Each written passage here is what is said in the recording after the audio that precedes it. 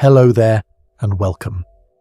Tonight I want to take you somewhere far beyond the gentle glow of your bedside lamp, beyond the soft sounds of the night outside your window, beyond even the farthest reaches of what your eyes could see if you stepped outside right now and looked up at the stars. I want to take you to a place where questions float like dust motes in the darkness, where mysteries wrap themselves around us like the softest blanket, and where the impossible becomes, perhaps, just a little bit possible. So settle in, my friend. Adjust your pillow just right. Let your shoulders sink into the mattress. Take a deep breath in and let it out slowly. Feel how the weight of the day begins to lift from you, how the edges of your room begin to soften and blur. This is your time now, your journey, and I'm here to guide you through it with nothing but gentle curiosity and wonder. Before we drift too far into the cosmos together, let me share something with you. You found your way to this quiet corner of the universe, to this channel where we explore the mysteries of space with hushed voices and open hearts. I wonder, where are you listening from tonight? Are you tucked into bed in a bustling city where the lights never quite go out? Or are you perhaps in a quiet countryside where the stars peek through your window? What time is it where you are? Is it late evening, with the last traces of sunset fading from your sky? Or have you already crossed that threshold into the deep hours of night when the world feels most still? I'd love to know if you feel like sharing in the comments below. And if this journey we're about to take brings you any measure of peace or wonder, perhaps you might consider subscribing to join us for more of these nighttime explorations. A gentle like helps others find their way here too, others who might be searching for exactly this kind of soft landing at the end of their day. But all of that can wait. For now, just be here with me, with us, as we begin. You know, there's something beautiful about lying in the dark and thinking about the universe. Here you are, on this small blue marble of a planet, spinning quietly through space, and yet your mind can travel anywhere. It can reach out across billions of light years, touch the edges of galaxies, dance around stars, and even approach those mysterious dark places where the fabric of space and time does strange and wonderful things. Tonight, we're going to visit one of those places together. We're going to think about black holes, but not in the way you might expect. Not as cosmic monsters lurking in the dark, not as terrifying voids that devour everything in their path. No, tonight we're going to imagine them differently, more gently, and we're going to ask a question that might seem impossible at first, but becomes more intriguing the longer we sit with it. What if black holes spat out matter instead of swallowing it? I know. It sounds backwards, doesn't it? Everything we've been told about black holes suggests they are the ultimate cosmic vacuum cleaners, pulling in light, matter, energy, everything that ventures too close, never to be seen again. They are, we're told, points of no return, cosmic drains where things disappear forever. But what if we've been looking at them from only one angle? What if there's another story hidden in the mathematics, in the observations, in the very nature of the universe itself? It's a question that sounds impossible at first, but maybe, just maybe, there's something quietly intriguing hidden inside it. Something that might change how we think about endings and beginnings, about loss and return, about the very nature of the cosmos we float in. As we lie here together in the darkness, you and I, we're going to explore this gentle impossibility. We're going to turn it over in our minds like a smooth stone, feeling its weight, its texture, its hidden possibilities. We're not going to rush. We're not going to force understanding. We're simply going to drift with the idea, let it carry us like a slow current through the vast ocean of space. And as we drift, you might find your breathing becoming slower, deeper, more rhythmic. You might find your thoughts becoming softer, less urgent, more willing to wander. That's perfect. That's exactly where we want to be. Think about where you are right now. You're lying on a planet that's spinning at about 1,000 miles per hour at the equator, though you can't feel it. This planet is orbiting around a star at roughly 67,000 miles per hour, though that too feels perfectly still to you. Our whole solar system is wheeling around the center of the Milky Way galaxy at something like 514,000 miles per hour, and our galaxy itself is moving through space at speeds that make all of these numbers seem small. And yet, here you are, perfectly still, perfectly safe, listening to a voice in the darkness talk about black holes. Isn't that remarkable? You're simultaneously motionless and in constant, tremendous motion, You're both infinitesimally small in the grand scheme of the cosmos and absolutely central to your own experience of it. This is the paradox we live in, you and I. We are tiny, temporary arrangements of atoms that somehow have developed the ability to contemplate the infinite. We can lie in our beds and think about objects so massive that they bend space and time around them. We can imagine distances so vast that light itself grows weary travelling them. We can ask questions about things we'll never touch, never see directly, never fully understand. And in that questioning, in that gentle wondering, we become part of something larger than ourselves. We become part of the long conversation between consciousness and cosmos, between the observer and the observed. So when we ask whether black holes might spit out matter instead of swallowing it, we're not really asking for a definitive answer. We're not demanding that the universe reveal its secrets to us right now, tonight, before we fall asleep. We're simply joining that ancient human tradition of looking up at the dark and wondering what if. We're adding our small voices to the chorus of curiosity that has been singing since the first humans looked up at the stars and began to tell stories about them. And in doing so, we're connecting not just with the cosmos, but with each other, with all the dreamers and wanderers who have come before us and all who will come after. Let me paint you a picture of what we're going to explore tonight. Imagine, if you will, that the universe is like a vast dark ocean. Not a frightening ocean, but a calm, peaceful one, stretching endlessly in all directions. In this ocean, there are currents and tides, waves and whirlpools.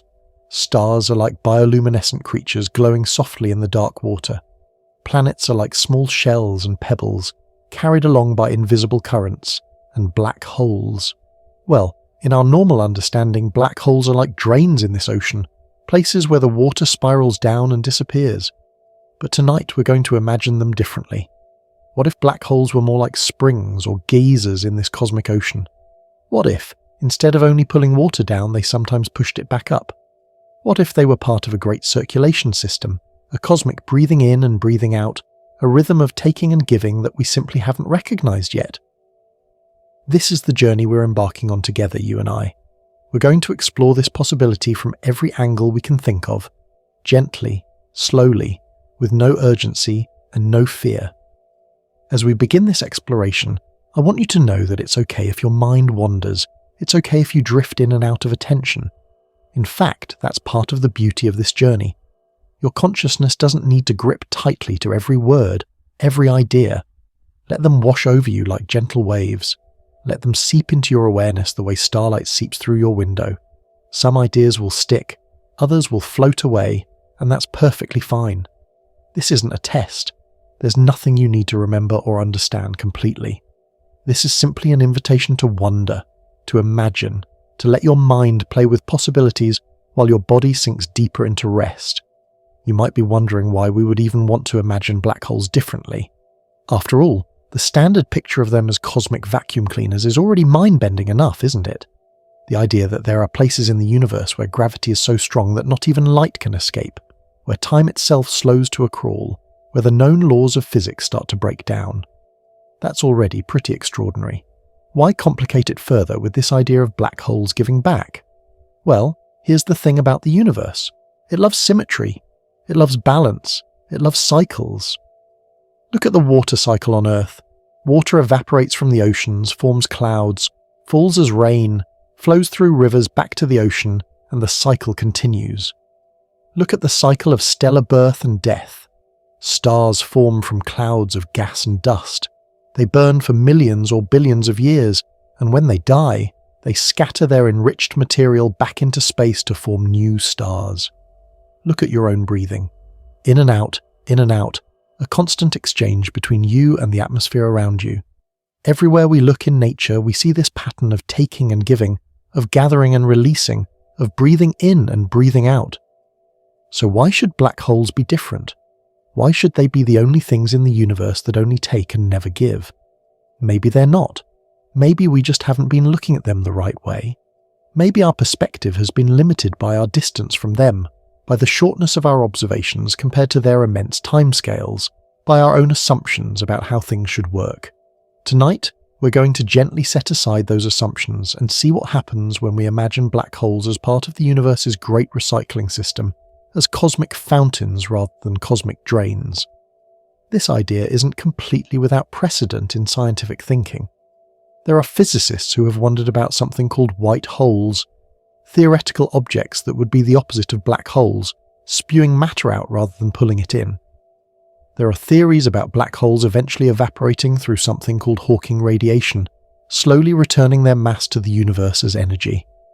There are observations of powerful jets of matter streaming away from the regions around black holes, suggesting that not everything that approaches them is doomed to disappear forever. We'll explore all of these ideas tonight, gently, carefully, always distinguishing between what we know and what we imagine, between what's been observed and what's been wondered about. But more than the science, we're going to explore the feeling of this idea. How does it change our emotional relationship with the cosmos to imagine black holes as givers rather than just takers? How does it shift our sense of our place in the universe? How does it affect the stories we tell ourselves about endings and beginnings, about loss and return? These are the kinds of questions that don't have definitive answers, that invite contemplation rather than conclusion, that are perfect for the soft, drowsy wanderings of a night like this. As we continue, I want you to remember that you're safe. You're lying in your bed, in your room, on Earth, far from any black holes. The nearest black hole to us is about 1,500 light years away, which means that even travelling at the speed of light, it would take 1,500 years to reach it. That's a distance so vast that our minds can't really comprehend it. We can say the numbers, but we can't truly feel what they mean. And that's okay. That incomprehensible vastness is part of what makes the universe so peaceful to contemplate. Its scale reduces our daily worries to their proper size. Very, very small. Not unimportant, but small, manageable, temporary. When we think about black holes potentially spitting out matter, we're engaging in a kind of cosmic imagination that has no immediate practical application to our lives. We're not solving a problem. We're not preparing for anything. We're simply wondering, the way a child might wonder what clouds taste like or whether stars sing songs we can't hear. This kind of wondering is its own reward. It exercises parts of our consciousness that don't often get used in our daily lives. It reminds us that we are more than our to-do lists, more than our worries, more than our small, necessary concerns. We are beings capable of contemplating infinity while lying in our finite beds. And speaking of beds, how are you feeling right now? Are you comfortable? Is your breathing becoming slower, deeper? Are your muscles relaxing, letting go of the day's tensions? Good. That's exactly what should be happening. As we journey deeper into this cosmic mystery, your body knows it can rest. There's nothing you need to do, nowhere you need to go, nothing you need to figure out. You can simply be here, present but relaxed, aware but not alert, listening but not straining to hear. The question we're exploring tonight connects to one of the deepest mysteries in physics, the information paradox. You see, one of the fundamental principles of physics is that information cannot be destroyed. It can be scrambled, it can be transformed, but it cannot simply cease to exist. But if black holes swallow matter and never give it back, what happens to all the information contained in that matter? The pattern of atoms in a star, the quantum states of particles, the entire history of everything that falls in, does it just disappear? This paradox has troubled physicists for decades. But what if the answer is that black holes do, eventually in some way we don't yet understand, give back what they take? What if they're not permanent graves but temporary storage facilities? What if they're more like cosmic recycling centers, breaking down matter and energy into their component parts and eventually releasing them back into the universe in new forms? This isn't just wild speculation. Some physicists have proposed that black holes might eventually bounce and become white holes, or that they might tunnel into new regions of space-time, or that they might slowly evaporate and return their information to the universe in heavily processed but not destroyed form. These ideas live at the very edge of human knowledge, in that fuzzy boundary between what we know and what we imagine. And that's exactly where we want to be tonight. Not in the harsh light of certainty, but in the soft shadows of possibility. Not demanding answers, but savouring questions. Not grasping for understanding, but floating in wonder. Think about how different our mythology would be if we had always known about black holes that gave as well as took. Our stories about death and rebirth might include cosmic examples. Our metaphors for loss might always include the possibility of return. Our understanding of endings might always be tempered with the potential for new beginnings. The way we see black holes shapes the way we see the universe, and the way we see the universe shapes the way we see ourselves. Right now, in this moment, you are made of atoms that have been on incredible journeys. The carbon in your body was forged in the heart of a star that died billions of years ago. The water in your cells has been rain, has been ocean, has been cloud countless times. The calcium in your bones might once have been part of an ancient seashell, a mountain, a different living being. You're not separate from the universe. You're a temporary arrangement of universe, a brief gathering of cosmic material that has somehow become conscious of itself. And if you are made of material that has been recycled countless times, why shouldn't black holes participate in this same cosmic recycling? Why should they be exempt from the universal pattern of transformation and return? Perhaps they're not. Perhaps they're just operating on timescales so vast that we haven't yet observed their giving phase. Perhaps what looks like permanent loss from our brief human perspective is actually just one phase of a much longer cycle. As we contemplate these possibilities, let your mind relax into the uncertainty. You don't need to decide what's true. You don't need to solve the mysteries of the universe tonight. You can simply rest in the questions, float in the possibilities, drift in the vast space between what we know and what we wonder about. This is a kind of meditation, a cosmic meditation where instead of emptying your mind, you fill it with such vast concepts that your individual worries naturally fade into the background. The universe is approximately 13.8 billion years old. That's 30,800,000 years. The Earth is about 4.5 billion years old. Humans, in our modern form, have existed for perhaps 300,000 years. We've been studying black holes scientifically for less than 100 years. Think about those timescales. We've been watching black holes for less than 0.07% of the universe's history. That's like watching a tree for a fraction of a second and declaring that you understand everything about how trees work, that trees never change, that what you see in that split second is all there is to see. Maybe black holes do spit out matter. Maybe it just takes millions or billions of years. Maybe it happens in ways we can't yet detect. Maybe it happens in regions of space-time we can't access. Maybe it's happening right now, all around us, and we simply don't have the tools or the perspective to see it. These maybes aren't frustrating. They're liberating. They remind us that the universe is far stranger, far more wonderful, far more mysterious than we can possibly imagine. And isn't that comforting in a way? To know that no matter how much we learn, there will always be more to wonder about. To know that the universe will always exceed our grasp, will always surprise us, will always have new stories to tell.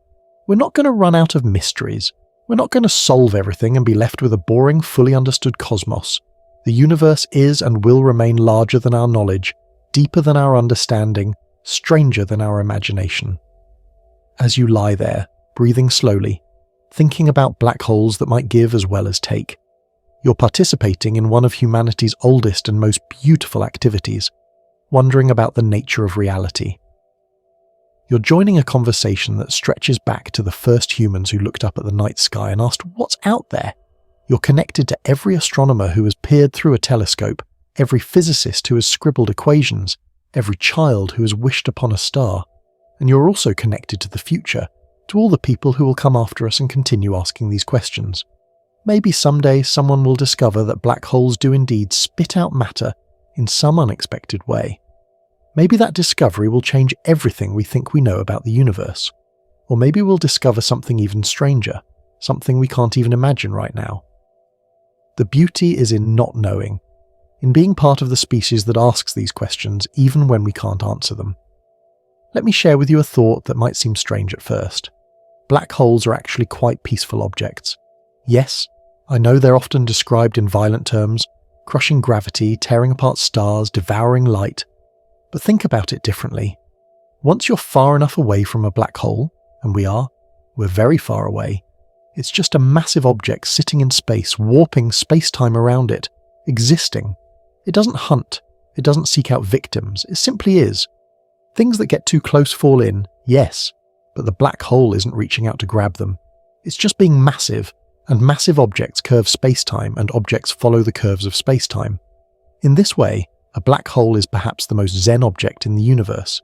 It has achieved perfect stillness at its center. Time stops at its event horizon from our perspective. It exists in a state of ultimate patience, ultimate presence. It doesn't strive or struggle. It simply is what it is, perfectly itself, unchanging from our perspective, yet possibly undergoing transformations we can't perceive. And if black holes do eventually give back what they take, then they're even more zen-like. They would be perfect examples of non-attachment, holding on to nothing permanently, eventually releasing everything that comes to them. They would be cosmic teachers of the principle that everything changes, everything flows, everything transforms. What seems like loss is just transformation. What seems like an ending is just a transition we don't yet understand. As we prepare to dive deeper into the science and speculation around this idea, I want to remind you again that you're under no obligation to understand everything, or even anything. You can let these ideas wash over you like a gentle rain.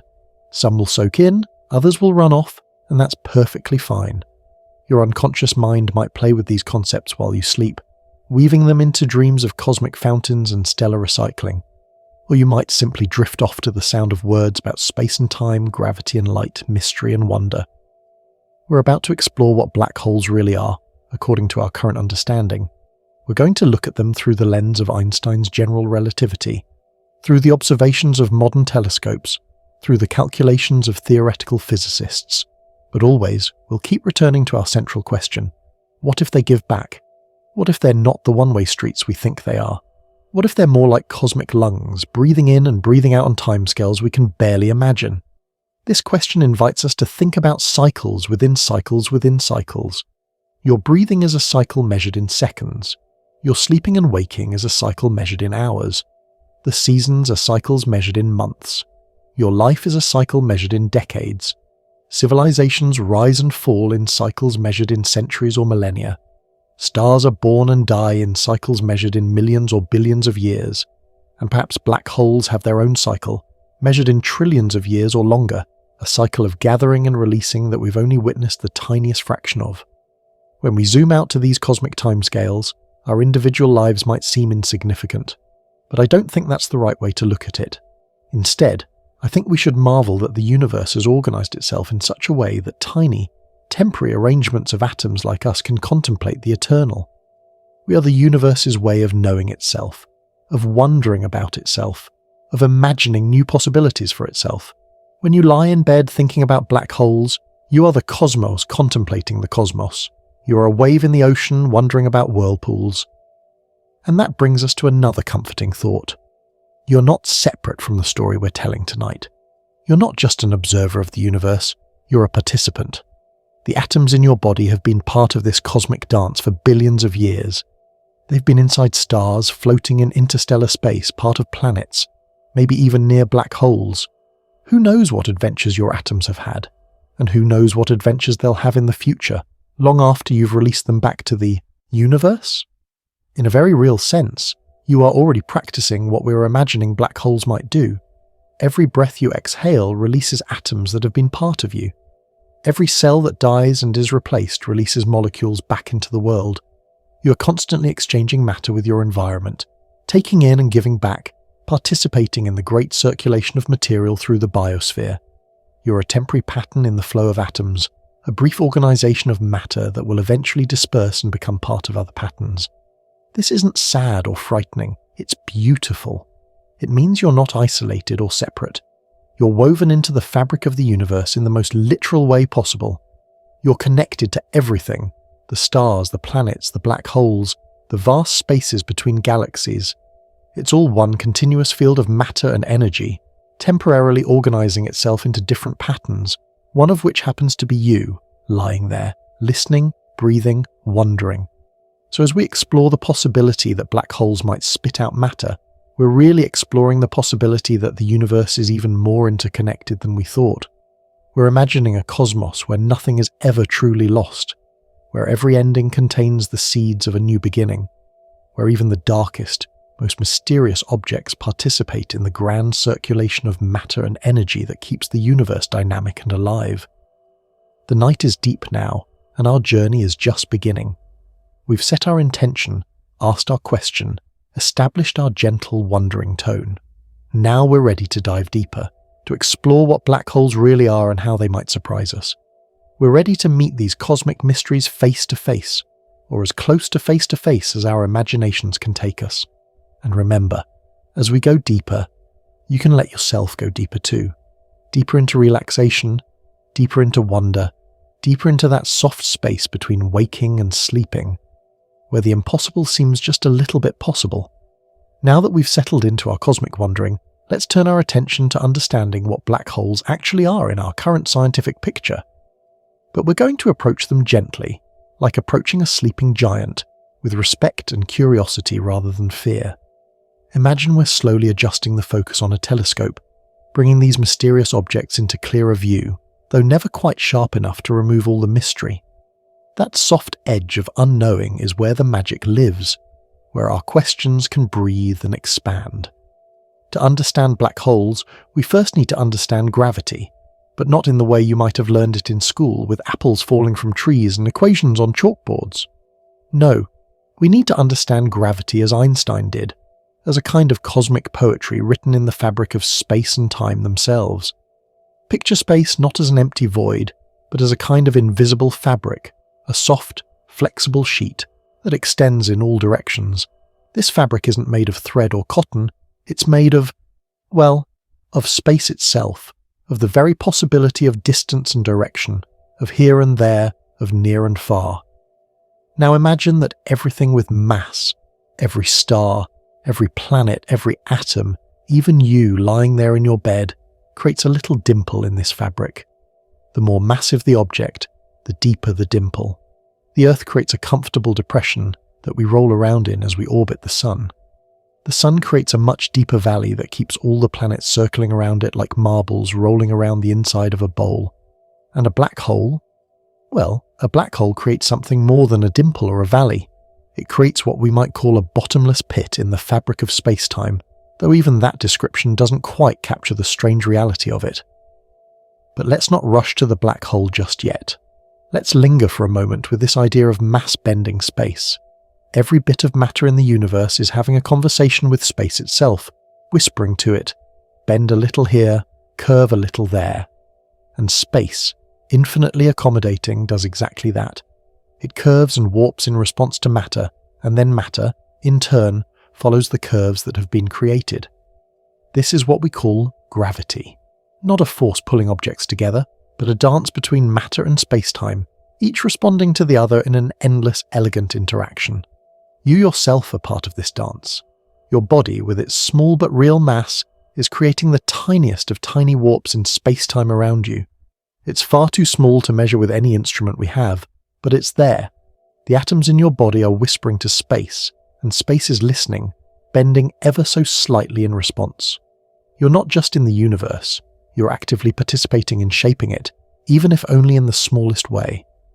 Every movement you make sends tiny ripples through the fabric of space-time, waves so small they disappear almost instantly, but real nonetheless. When we look at stars, we see this conversation between matter and space-time playing out on a grander scale. A star like our Sun contains about 333,000 times the mass of Earth, all compressed into a sphere about 109 times Earth's diameter. That's a lot of matter whispering to space-time, creating a significant warp, a deep valley that extends far out into space. This valley is why Earth orbits the Sun rather than flying off into the darkness. We're not being pulled by an invisible rope, we're rolling along the curved path that the Sun's mass has created in space-time. But stars, as massive as they are in a constant battle with themselves. Their enormous mass wants to collapse inward under its own gravity, to fall deeper and deeper into the dimple they've created in space-time. But the nuclear fusion in their cores pushes outward, creating pressure that holds the star up, keeps it inflated like a giant cosmic balloon. For millions or billions of years, this balance holds. The star shines steadily, converting hydrogen to helium, helium to carbon, and so on, always maintaining that delicate equilibrium between collapse and expansion. Eventually, though, every star runs out of fuel. The nuclear fires in its core begin to fade, and when they do, gravity finally wins the ancient battle. What happens next depends on how massive the star was to begin with. Smaller stars like our Sun will gently puff off their outer layers and settle down as white dwarfs, dense but stable remnants that will cool slowly over trillions of years. But massive stars, stars with more than about 20 or 25 times the mass of our Sun, face a different fate. When these giant stars run out of fuel, their collapse is catastrophic, though we need to be careful with that word. Catastrophic sounds violent and frightening, but remember, we're talking about something happening hundreds or thousands or millions of light years away, something that takes place over cosmic timescales, something that has been happening since the universe was young, and will continue happening long after our Sun has faded. It's catastrophic in scale, but it's also a natural part of the cosmic cycle, as natural as autumn leaves falling from trees. In the final moments of a massive star's life, when the nuclear fusion can no longer hold back gravity, the star's core collapses in on itself with unimaginable force. The matter in the core is compressed beyond anything we can create or observe on Earth. Atoms are crushed together, electrons are pressed into protons to form neutrons, and if the star is massive enough, even neutrons can't withstand the pressure. The matter is compressed beyond the point where we understand what happens to it.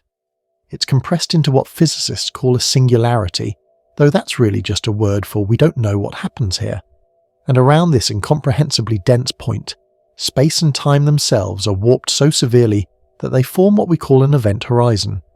This is the boundary beyond which nothing can escape, not because something is holding it back, but because space itself is curved so extremely that all paths lead inward. Imagine trying to walk away from a point, but every direction you step, forward, backward, left, right, somehow leads you closer to that point. That's what happens at the event horizon of a black hole.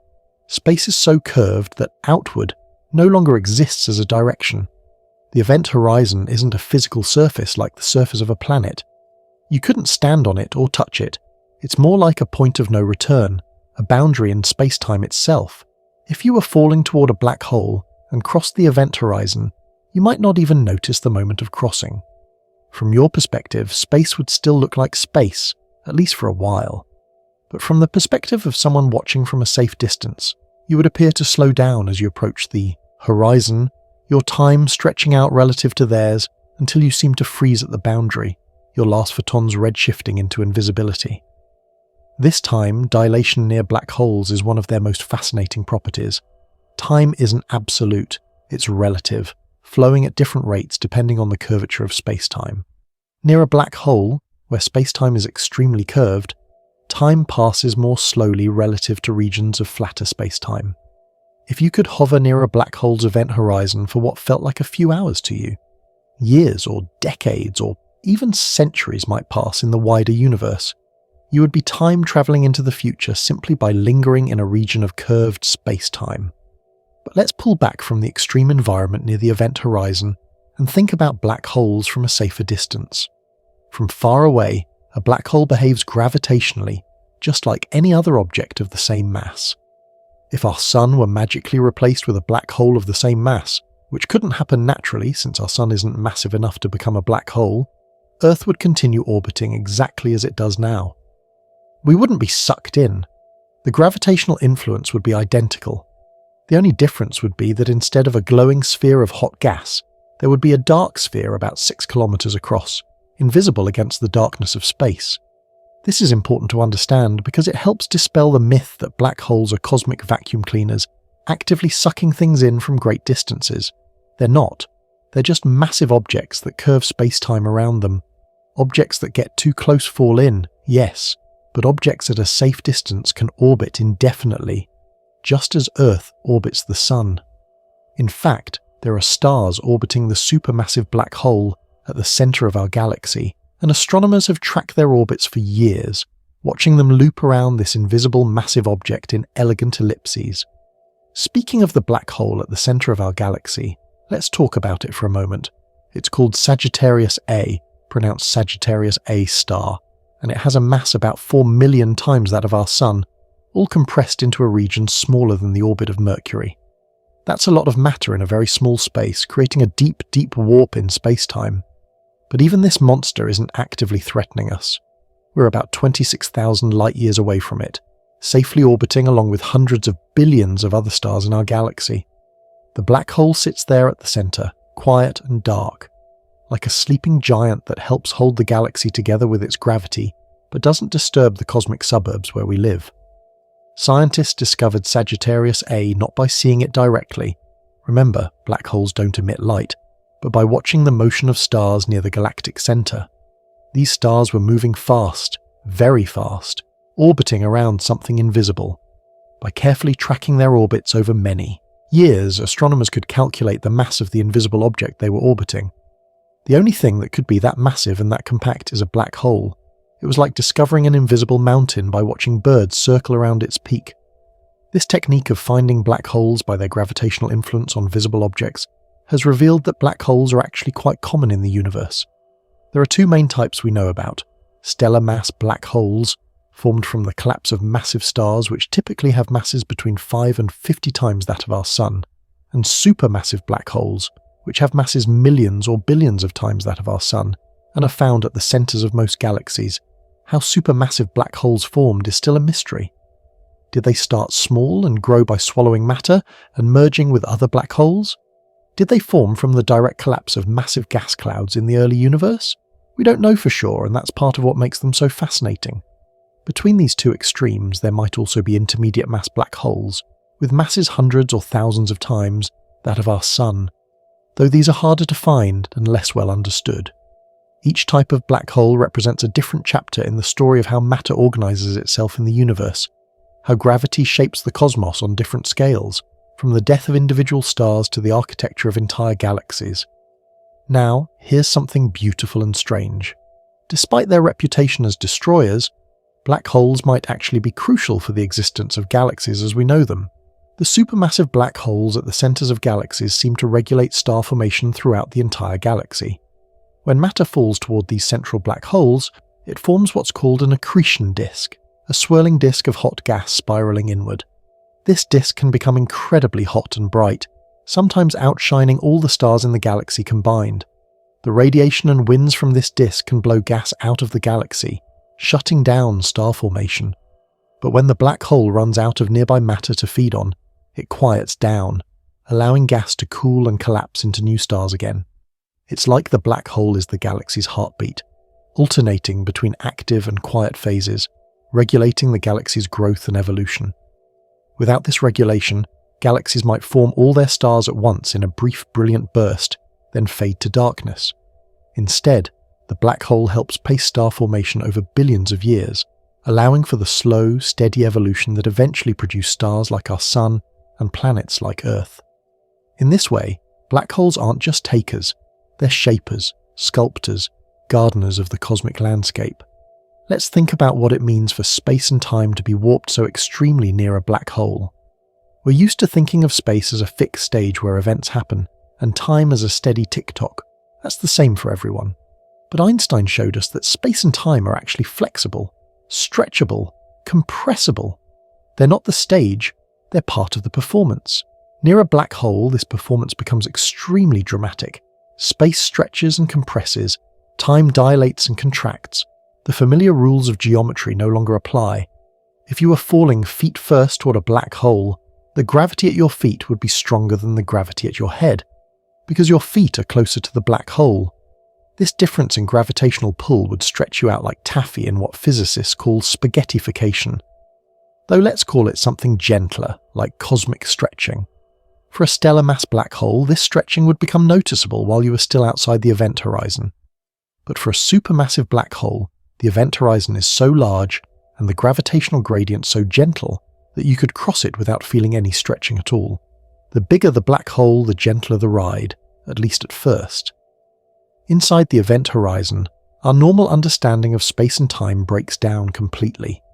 In our everyday experience, we can move through space in any direction we choose, but we can only move through time in one direction, forward. Inside a black hole's event horizon, these roles reverse in a sense. All spatial paths lead toward the center, toward the singularity, as inevitably as we move forward in time. The singularity isn't just a place you might go, it becomes your future, as unavoidable as tomorrow. But what is the singularity really? According to general relativity, it's a point of infinite density and infinite curvature of space-time. but infinities in physics usually mean our theories are breaking down, that we're pushing them beyond their limits. Most physicists believe that quantum effects, which general relativity doesn't account for, would prevent true infinities from forming. Instead of a point of infinite density, there might be something else at the heart of a black hole, something we don't yet understand because we don't have a complete theory of quantum gravity. This is where our imagination can run wild within the bounds of possibility. Maybe the matter in a black hole doesn't collapse to a point but reaches some maximum density and stops, forming a kind of ultra-dense star we haven't imagined yet. Maybe it tunnels through space-time to emerge somewhere else, someone else. Maybe it bounces, reversing its collapse and eventually exploding back outward.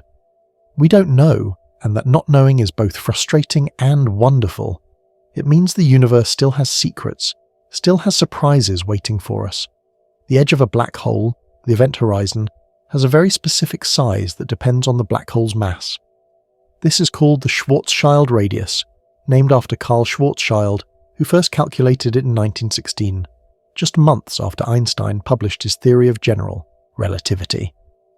The formula is surprisingly simple. The radius equals twice the gravitational constant times the mass, divided by the speed of light squared. What this means is that any amount of matter, if compressed into a small enough space, could form a black hole. The Earth would become a black hole if it were compressed into a sphere about 18 millimeters across. You would become a black hole if you were compressed into a space smaller than an atomic nucleus. But don't worry, there's no natural process that could compress Earth or you into such a small space. It takes the extreme conditions in the core of a massive star's collapse to create the pressures necessary to form a black hole. And even then, most of the star's matter is blown away in the supernova explosion. Only the core collapses into the black hole. The universe has safety mechanisms, you might say, that prevent black holes from forming willy-nilly. One of the most mind-bending aspects of black holes is how they affect our notion of now. In our everyday experience, we have a sense that there's a universal now. This moment is happening everywhere in the universe simultaneously. But relativity tells us this isn't true. There is no universal now.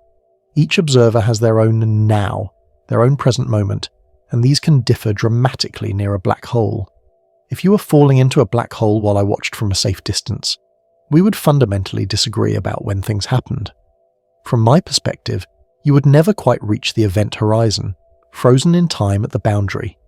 From your perspective, you would pass through the horizon and continue falling toward the center. Both perspectives are equally valid. There is no true version of events, only different viewpoints in space-time. This relativity of simultaneity extends to the black hole itself. From our outside perspective, black holes are eternal, unchanging, except for the slow evaporation through Hawking radiation, which we'll discuss later. But from the perspective of someone falling in, the black hole has a definite lifetime, a beginning and an end.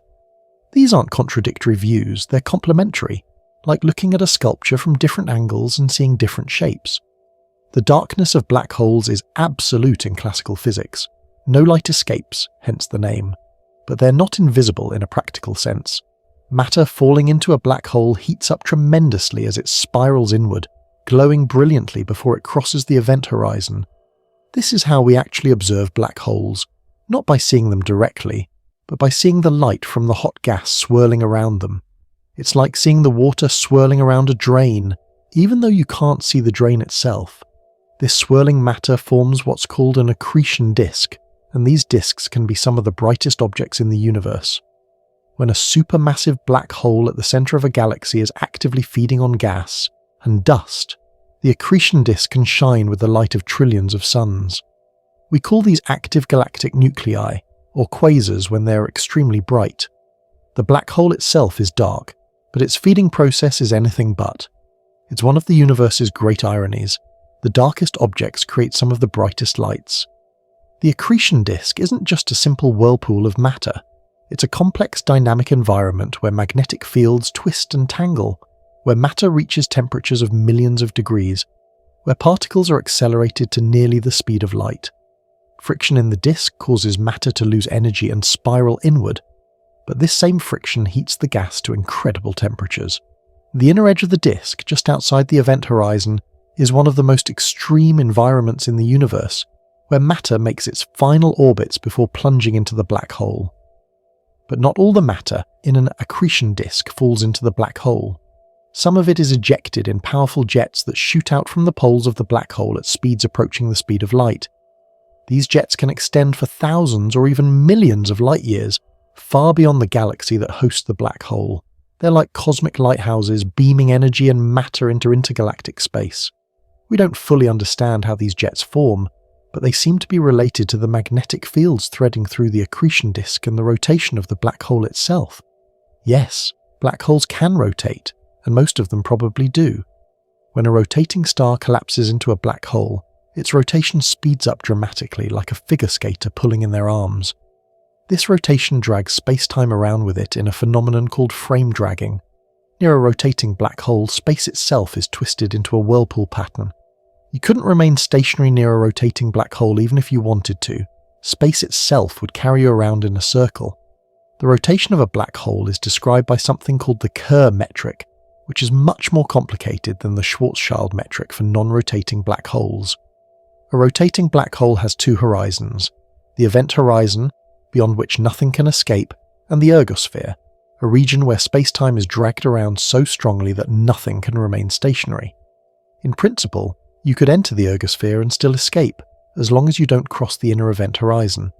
Some physicists have even proposed that you could extract energy from a rotating black hole by dropping matter into the ergosphere and having it split, with one part falling into the black hole and the other escaping with more energy than the original object had. This process, called the Penrose process after physicist Roger Penrose who discovered it, is a real mechanism by which black holes could give energy back to the universe. It's not the kind of matter-spitting we imagined at the beginning of our journey, but it shows that black holes aren't purely one-way streets. They can, under the right circumstances, give as well as take.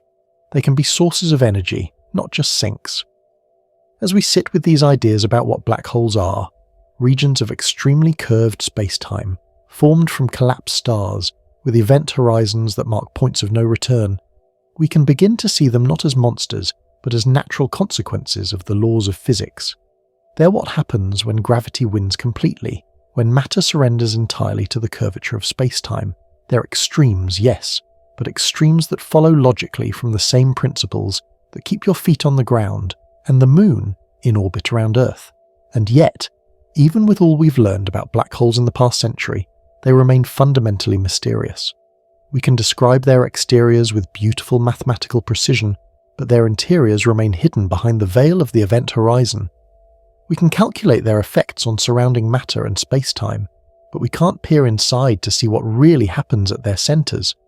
They're like locked rooms in the cosmic mansion, and we're still searching for the keys. This mystery isn't a failure of science. It's an invitation to keep wondering, keep questioning, keep imagining. Every mystery in physics is an opportunity for a breakthrough, a chance to see the universe in a new way. Black holes sit at the intersection of our two great theories of physics: general relativity, which describes gravity and the large-scale structure of space-time, and quantum mechanics, which describes the behavior of matter and energy at the smaller scales. Understanding what happens inside black holes might require a new theory that unifies these two, a theory of quantum gravity that could revolutionize our understanding of reality itself. Some physicists think this new theory might reveal that black holes don't have true singularities at their centers. Maybe quantum effects create a kind of pressure that prevents matter from collapsing to infinite density. Maybe space and time themselves become quantized at the smaller scales, creating a kind of foam or fuzz that prevents true infinities from forming. Maybe the interior of a black hole is a region where our normal notions of space and time simply don't apply, where new dimensions open up, or where the fabric of reality takes on properties we haven't imagined. These possibilities bring us back to our central question: what if black holes spit out matter instead of just swallowing it? In the framework we've explored so far, this seems impossible. The event horizon is a one-way boundary. Once something crosses it, it can't come back out, at least not through the same region of space-time. But what if there are loopholes? What if the story is more complicated than we've thought? As you lie there, breathing slowly, picturing these cosmic extremes, remember that you're safe, far from any black holes, cushioned by vast distances and protected by the gentle gravity of Earth. The nearest known black hole is about 1,500 light-years away, a distance so vast that if you started travelling toward it at the speed of a commercial jet, it would take you about 2 billion years to get there. Black holes are fascinating to think about precisely because they're so removed from our daily experience, so extreme compared to anything we encounter on Earth. But in another sense, black holes aren't alien at all. They're made of the same fundamental ingredients as everything else in the universe.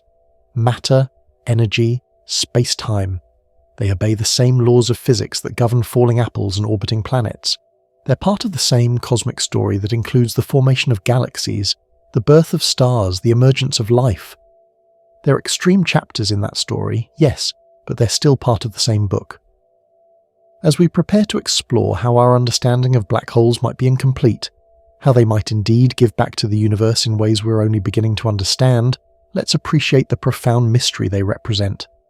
They're places where our theories break down, where our intuitions fail, where the universe keeps its deepest secrets. They're reminders that for all our knowledge, for all our sophisticated theories and observations, the cosmos is still fundamentally mysterious, still capable of surprising us. And isn't that wonderful? To live in a universe that's comprehensible enough that we can study it, but mysterious enough that we'll never run out of questions. To be small, curious beings contemplating objects so extreme they bend space and time. To lie in our beds at night and travel in our minds to the event horizons of black holes, to the boundaries of knowledge itself. And now, as you settle even deeper into your pillow, as your breathing becomes even more rhythmic and calm, we're going to do something playful with our minds. We're going to take everything we've just learned about black holes, these regions where space curves inward so dramatically that nothing can escape, and we're going to gently, carefully, imaginatively turn them inside out. Not with force or urgency, but with the same slow curiosity you might use to examine an interesting shell you found on a beach, turning it over and over in your hands, looking at it from every angle, wondering about its story. What if, we ask ourselves in the quietest of whispers, what if somewhere in the universe, or somewhere in the vast expanse of time, the story could run backward? What if there were regions of space-time where matter emerges rather than disappears, where the cosmic drain becomes a cosmic fountain? This isn't a wild fantasy. It's actually a legitimate solution to Einstein's equations, though one that most physicists think probably doesn't exist in nature. But tonight, in this gentle space between waking and sleeping, we're going to explore it anyway, because sometimes the impossible helps us understand the possible. The idea has a name: white holes. Where black holes are regions of space-time that nothing can escape from, white holes would be regions that nothing can enter. Where black holes have event horizons that mark the point of no return for falling matter, white holes would have event horizons that mark the point of no entry for approaching matter. It's like playing a movie of a black hole in reverse, matter and light streaming outward instead of inward, space pushing things away instead of pulling them in. The mathematics of white holes is surprisingly straightforward. You take the equations that describe a black hole and reverse the direction of time, and voila, you have a white hole. In the language of physics, black holes and white holes are time-reverse solutions of each other. If black holes are allowed by the laws of physics, then so are white holes, at least mathematically. The equations don't care which direction time flows. They work equally well both ways. But here's where it gets interesting and strange. While we see black holes forming all the time, cosmically speaking, from collapsing stars, there's no known process that would create a white hole. A black hole forms when matter collapses under its own gravity. But what would cause matter to suddenly start expanding from a point, pushing against the natural tendency of gravity to pull things together? It would be like watching a broken egg spontaneously reassemble itself and jump back into its shell. Theoretically possible if every particle moved just right, but so unlikely that it never happens in practice. Yet the universe is vast and old and strange, and perhaps, in its earliest moments or in its farthest reaches, conditions existed or exist that we haven't imagined. Maybe in the first fraction of a second after the Big Bang, when the universe was hot and dense and the laws of physics were pushed to their extremes, white holes could have formed. Maybe they're out there still, relics from the birth of the cosmos, spewing matter into space like cosmic geysers that have been flowing for billions of years. Or maybe, and here's a thought that makes physicists scratch their heads, maybe black holes and white holes are connected. Maybe what falls into a black hole in one region of space-time emerges from a white hole in another region. This idea, called an Einstein-Rosen bridge or more commonly a wormhole, suggests that black holes might not be dead ends but doorways, not graves but birth canals for matter entering new regions of space and time. Picture it like this. Imagine space-time as a vast sheet of fabric, and a black hole as a deep funnel pressed into that fabric from above.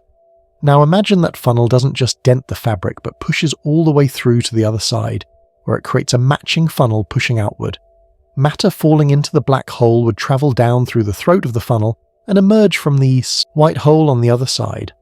It would be like the universe has secret passages, hidden connections between distant regions of space, or even between different times. The throat of such a wormhole would be incredibly unstable, according to most calculations. It would pinch off almost instantly, faster than anything could travel through it. But what if there were ways to stabilize it? What if the universe has mechanisms we don't understand that keep these cosmic passages open?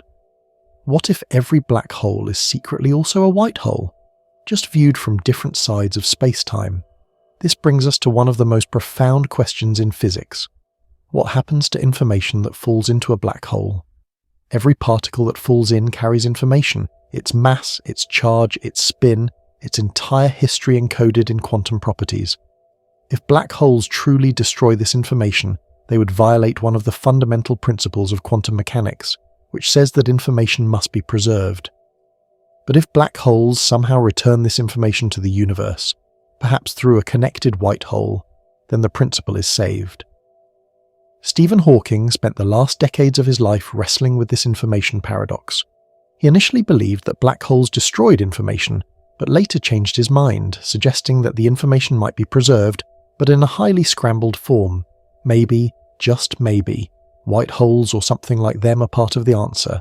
Maybe information that falls into a black hole is processed, transformed, and eventually returned to the universe through mechanisms we're only beginning to glimpse. Let's imagine for a moment what it would be like to observe a white hole, if one existed. From a distance, it might look similar to a black hole, a region of highly curved space-time affecting the motion of nearby objects. But as you watched, you would see matter and energy streaming outward from a central point, like a fountain in space. This matter wouldn't be falling outward the way water falls from a fountain on Earth. It would be pushed outward by the curvature of space-time itself, expelled as inevitably as matter falls inward toward a black hole. The event horizon of a white hole would be just as absolute a boundary as that of a black hole, but working in reverse. Nothing could cross it going inward. If you tried to approach a white hole, you would find space-time itself pushing you away. The closer you got to the event horizon, the stronger this repulsion would become. It would be like trying to swim upstream in a river that gets stronger and stronger the farther you go, until eventually no amount of effort could bring you any closer to the source. But wait, you might think, wouldn't a white hole violate the second law of thermodynamics, which says that entropy, disorder, always increases? If a white hole is spewing out organized matter and energy, isn't it decreasing entropy? This is a serious objection, and it's one reason many physicists are skeptical that white holes exist in nature. But perhaps white holes don't violate thermodynamics if we consider the bigger picture. Maybe the matter emerging from a white hole is more disordered than it was when it entered the connected black hole. Maybe the journey through the wormhole scrambles information so thoroughly that entropy actually increases overall, or perhaps white holes existed only in the very early universe, when conditions were so extreme that our normal understanding of thermodynamics didn't apply. The Big Bang itself was a kind of white hole, if you think about it, a point from which matter and energy emerged and expanded outward. Maybe smaller white holes formed in those first moments, seeds of structure in the newborn cosmos, fountains of matter that helped shape the distribution of galaxies we see today. There's another possibility we should consider, one that brings us back to black holes in a surprising way. What if black holes don't stay black holes forever? What if, after enormous spans of time, they transform into white holes? This idea, called a black hole bounce, suggests that matter falling into a black hole doesn't hit a singularity and stop, but instead reaches a maximum density and then rebounds, like a ball bouncing off a floor. The collapse reverses into an expansion, and the black hole becomes a white hole.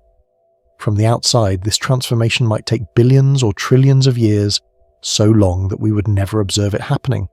But from the perspective of matter falling into the black hole, the bounce might happen quite quickly.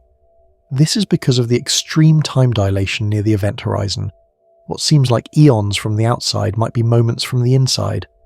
So a black hole that appears eternal and unchanging to us might actually be a very slow-motion bounce, a cosmic breath being held for billions of years before finally being exhaled. This idea becomes even more intriguing when we consider quantum effects. In quantum mechanics, particles can tunnel through barriers that classical physics says they shouldn't be able to cross. Maybe matter in a black hole can quantum tunnel into a white hole state, transforming the nature of the object entirely. It would be like a cosmic magic trick, a transformation so slow and subtle that we've never witnessed it, but profound in its implications for the nature of reality. Loop quantum gravity. One of the approaches to creating a theory of quantum gravity actually predicts something like this. In this theory, space itself is quantized at the smallest scales, made of tiny loops and networks rather than being smooth and continuous. When matter collapses in a black hole, it can only compress so far before the quantum nature of space itself provides a repulsive force, causing the matter to bounce back. The black hole becomes a white hole, and matter that seemed lost forever is returned to the universe, albeit after a very, very long time and in a very different form. If this is true, then the universe might be full of these bouncing objects in various stages of their life cycle. Some would be in their black hole phase, swallowing matter and growing larger. Others might be in transition, their event horizons flickering between black and white. Still others might be in their white hole phase, returning processed matter to the cosmos. From our limited perspective, watching for only a cosmic instant, we see only black holes. But in the grand sweep of cosmic time, the picture might be much more dynamic, much more cyclical. This brings us to an even wilder possibility. What if the Big Bang itself was the result of a black hole bounce? What if our entire universe emerged from a white hole that formed when a black hole in another universe reached its maximum compression and rebounded? This idea, sometimes called cosmological natural selection, or the Big Bounce, suggests that universes give birth to other universes through black holes, each one inheriting slightly different properties, evolving and reproducing like cosmic organisms. In this picture, every black hole is potentially the seed of a new universe, and every universe, including ours, emerged from a white hole born from a black hole in a parent universe. It's a family tree of cosmos, each generation born from the collapsed stars of the previous one. The matter that falls into black holes isn't destroyed, it's transformed and reborn as the matter of new universes, emerging from white holes in big bangs of their own. This is highly speculative, of course, far beyond what we can test with current technology. But it's not pure fantasy. It's based on real physics, on solutions to Einstein's equations and principles of quantum mechanics. It's the kind of idea that emerges when we push our theories to their limits and ask what they predict about regions of space-time we can't directly observe. It's science at its most imaginative, using mathematics and logic to explore possibilities that might or might not exist in nature. As you lie there, perhaps you can feel the appeal of this idea, the poetic beauty of it. The universe not as a one-way slide toward darkness and silence, but as a grand cycle of collapse and expansion, of swallowing and spitting out, of death and rebirth on a cosmic scale. Black holes not as endpoints but as transformations, white holes not as impossibilities but as inevitabilities, given enough time. The cosmos breathing in and out, on timescales so vast that we catch only the briefest glimpse of a single breath. Even if white holes don't exist, even if black holes never transform or bounce, or give birth to new universes, the mere possibility enriches our understanding. By imagining how things could be different, we better appreciate how things are. By exploring the full range of what the equations allow, we develop intuition about why the universe seems to have chosen certain solutions over others. Every thought experiment, every what-if, helps us map the boundaries of the possible and understand our place within them. And perhaps that's the real value of imagining black holes that spit out matter.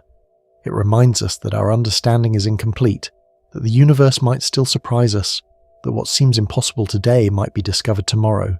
Science is not a finished edifice but a growing, evolving structure, constantly being renovated and expanded as we learn more. Today's impossibility might be tomorrow's discovery, today's fantasy might be tomorrow's textbook physics. Think about how many things in modern physics would have seemed impossible to scientists of the past. The idea that time can slow down depending on how fast you're moving or how strong gravity is would have been fantasy before Einstein. The notion that particles can be in two places at once, or that observing something can change its properties, would have been dismissed as nonsense before quantum mechanics. The discovery that the universe is expanding, that it began in a big bang, that most of it is made of dark matter and dark energy we can't see or touch. All of these would have been considered wild speculation before they became established science. So when we imagine white holes, when we picture black holes transforming or bouncing or giving birth to new universes, we're participating in the grand tradition of scientific imagination. We're not claiming these things are true, but we're exploring what might be true, what the laws of physics permit even if nature doesn't choose to implement. We're stretching our minds to encompass possibilities that might seem absurd, but follow logically from our best theories of how the universe works. There's something deeply relaxing about contemplating these cosmic possibilities, isn't there? Your individual worries and concerns fade into insignificance compared to the grand cycles of universes being born from black holes. Your daily problems seem small compared to the question of whether information can escape from an event horizon. The stress of modern life dissolves when you contemplate timescales of trillions of years, distances of billions of light years, transformations that make the entire history of human civilization look like the briefest flicker. And yet, you're connected to all of it. The atoms in your body have been on a journey that might have taken them through the event horizons of ancient black holes, through the nuclear furnaces of stars, through the vast spaces between galaxies. If black holes do transform into white holes, if they do give back what they take, then perhaps some of your atoms have made that journey, have been compressed to unimaginable densities, and then released back into the universe to eventually become part of you. You are lying there, breathing slowly, made of matter that has been recycled countless times through countless processes, and perhaps, just perhaps, some of those processes involve the kind of cosmic reversal we've been imagining. Perhaps you contain within you matter that has been through the ultimate transformation, the journey from black to white, from taking to giving, from ending to beginning. It's unlikely, given the rarity of black holes and the vast spaces between them, but it's not impossible, and in that slim possibility lives a connection between you and the most extreme objects in the universe. As we continue to explore these ideas, remember that we're not trying to convince you of anything. We're not saying white holes definitely exist, or that black holes definitely transform. We're simply exploring possibilities, playing with ideas, letting our imaginations run along the paths that physics permits, even if nature doesn't follow them.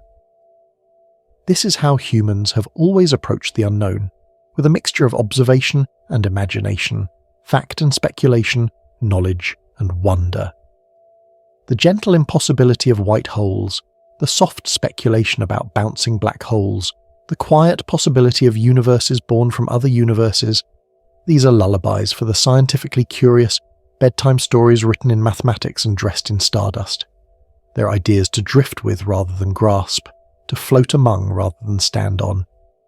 Let them wash over you like gentle waves, each one carrying you a little further from the shore of certainty into the ocean of possibility. And as you drift, as your consciousness becomes softer and more diffuse, like matter spreading out from a white hole into the vastness of space, remember that wondering is its own reward. We don't need answers to all our questions.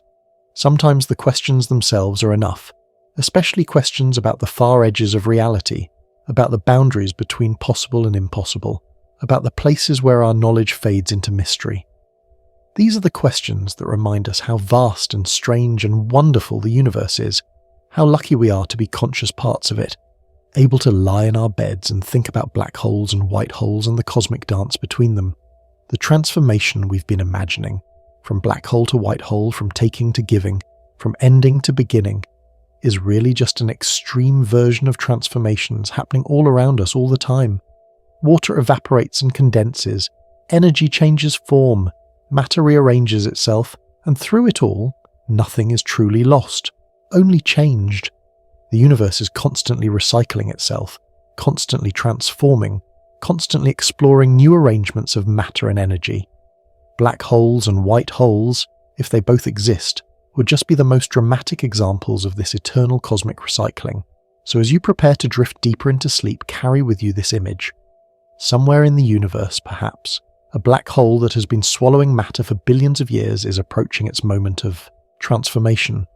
Deep in its heart, matter compressed beyond imagining is reaching the point where quantum effects take over, where the collapse can go no further, where the only direction left is out. The event horizon, that one-way boundary that has allowed nothing to escape, flickers and reverses. What was black becomes white. What was taking becomes giving. And matter that seemed lost forever begins its journey back into the universe. Changed beyond recognition, but not destroyed. Processed, but not erased. Transformed, but not lost.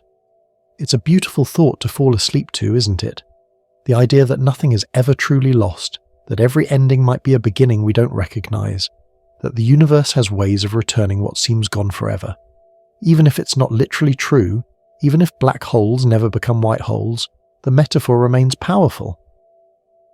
In your own life, things that seem lost might return in new forms. Experiences that feel like endings might be transformations you don't yet understand.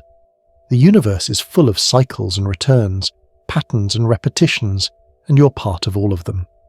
Now, as we float together in this space between knowledge and dreams, between the confirmed and the imagined, let me share something remarkable with you.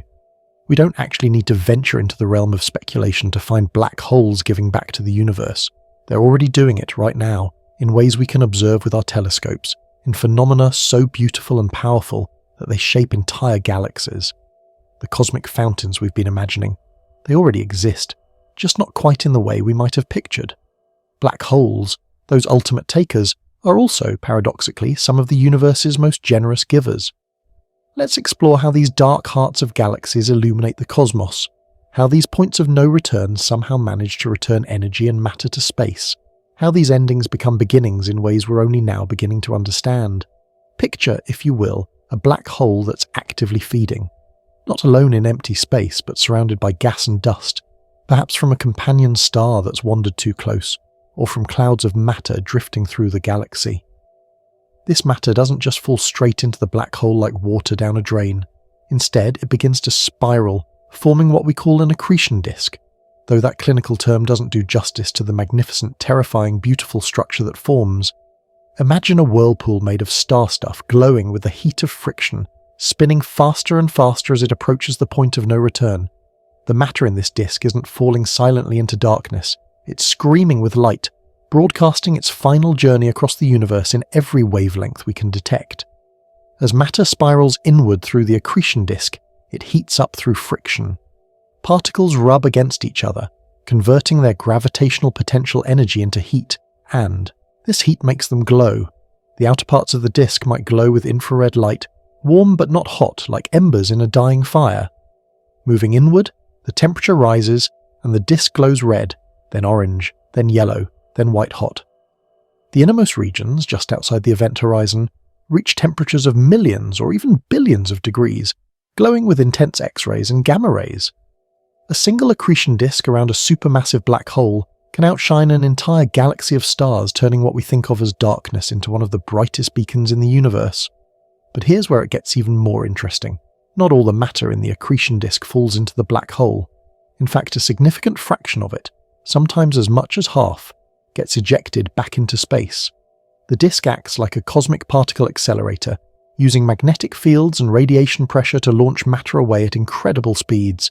It's as if the black hole, in the very act of feeding, can't help but share its meal with the universe. The greed of gravity is balanced by the generosity of physics, creating a system that takes and gives in equal measure. The magnetic fields in accretion disks are particularly fascinating. As the ionized gas in the disk spirals inward, it carries magnetic field lines with it, twisting them into incredibly complex patterns. These field lines become wound up like springs, storing enormous amounts of energy. Eventually they snap and reconnect in different configurations, releasing that energy in powerful bursts. These magnetic reconnection events can launch particles away from the black hole at speeds approaching the speed of light, creating jets that extend far beyond the galaxy itself.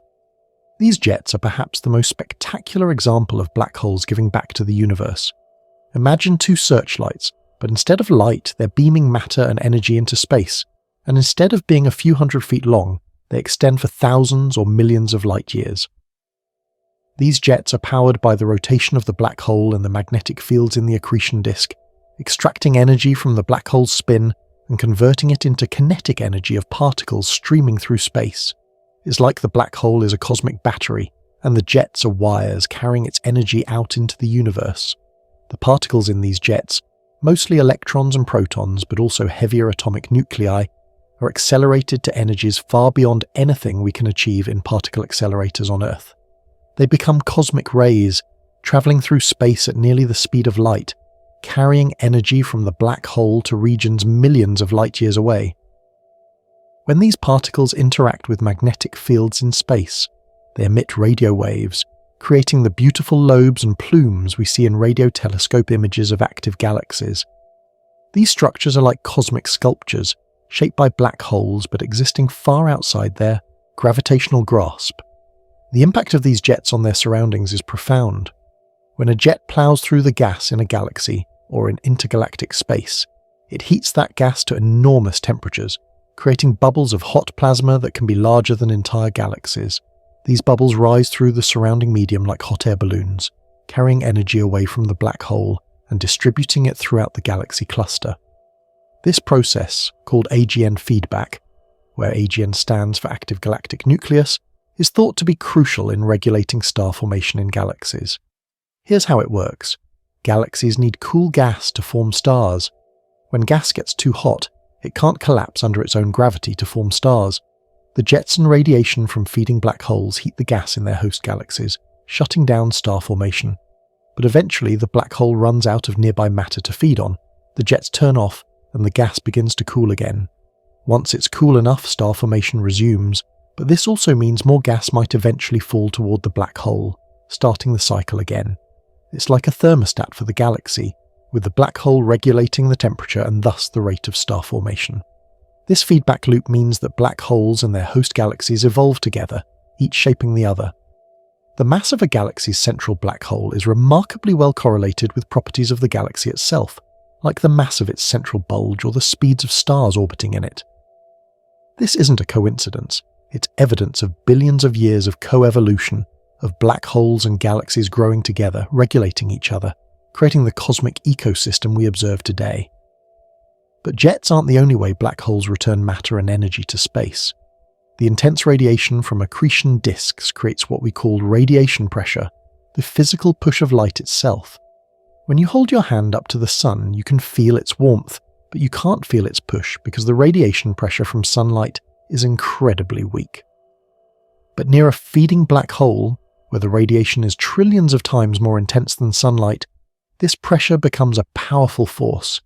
It can literally blow gas away from the black hole, creating winds that flow outward at thousands of kilometers per second. These winds carry not just energy but also matter, gas that was heading toward the black hole but got turned around by the intense radiation. The winds can be so powerful that they sweep gas completely out of the galaxy, enriching intergalactic space with heavy elements that were forged in stars. In this way, black holes help distribute the products of stellar nucleosynthesis throughout the universe, spreading the elements necessary for planets and life far beyond their galaxies of origin. There's something poetic about this process. Stars create heavy elements in their cores through nuclear fusion. When massive stars die and collapse into black holes, you might think those elements would be lost forever. But through accretion, disk winds and jets, black holes can actually help spread those elements through space more effectively than supernovae alone. The black hole, born from stellar death, becomes an agent of cosmic fertility, seeding space with the materials for new generations of stars and planets. The timescales of these processes are worth contemplating as you lie there in the darkness. A typical jet episode might last for millions of years, the black hole feeding actively, launching jets, heating gas, shutting down star formation. Then comes a quiet period, perhaps lasting tens or hundreds of millions of years, as gas cools and begins to fall back toward the center. Then another active phase begins. These cycles have been repeating for billions of years, like a cosmic heartbeat with an incredibly slow rhythm. From our human perspective, with our lives measured in decades, These processes seem unimaginably slow, but from the perspective of the universe, with its age measured in billions of years, these are dynamic, constantly changing systems. If you could watch a galaxy in time-lapse over billions of years, you would see the black hole at its center pulsing with activity, breathing in and out, its jets sweeping back and forth like a cosmic lighthouse, its winds flowing and ebbing like tides. And here's something beautiful to consider. We can actually see these processes happening at different stages in different galaxies. Because light takes time to travel, when we look at distant galaxies, we're seeing them as they were in the past. By observing galaxies at different distances, we can piece together the life cycle of black hole activity. We can see young galaxies with violently active black holes, middle-aged galaxies with moderate activity, and old galaxies where the black holes have mostly gone quiet. It's like having a family album of the universe, showing black holes and galaxies at every stage of their co-evolution. The variety of phenomena associated with feeding black holes is staggering. There are quasars, where the accretion disk is so bright it outshines the entire galaxy. There are blazars, where we happen to be looking straight down the jet, making it appear even brighter. There are Seyfert galaxies with moderately active black holes, and radio galaxies where the jets are the dominant feature. Each type represents a different viewing angle, a different stage of activity, or a different environment around the black hole. It's like the same basic process. Matter falling toward a black hole creates a whole zoo of different cosmic creatures depending on the details. One particularly fascinating aspect of black hole feedback is how it might have influenced the formation of the first galaxies in the universe. In the early cosmos, when the first stars were forming and the first black holes were growing, the universe was a very different place. It was smaller, denser, and filled with pristine hydrogen and helium gas that had never been processed through stars. The first black holes to grow large and launch jets would have had an outsized impact on their surroundings, potentially triggering or suppressing the formation of the first galaxies. Computer simulations suggest that these early black holes might have acted like cosmic seeds, their jets and winds creating cavities in the primordial gas where galaxies could form. The energy from the black holes would have heated the gas but also compressed it in some regions, creating the conditions for gravitational collapse and star formation. In this picture, black holes weren't just passive residents of galaxies. They were active participants in galaxy formation, sculptors of the cosmic web we see today. As we observe more distant, earlier galaxies with our newest telescopes, we're finding that supermassive black holes existed surprisingly early in the universe's history. Black holes with masses of billions of suns existed when the universe was less than 1 billion years old. How they grew so large so quickly is one of the outstanding mysteries in astronomy.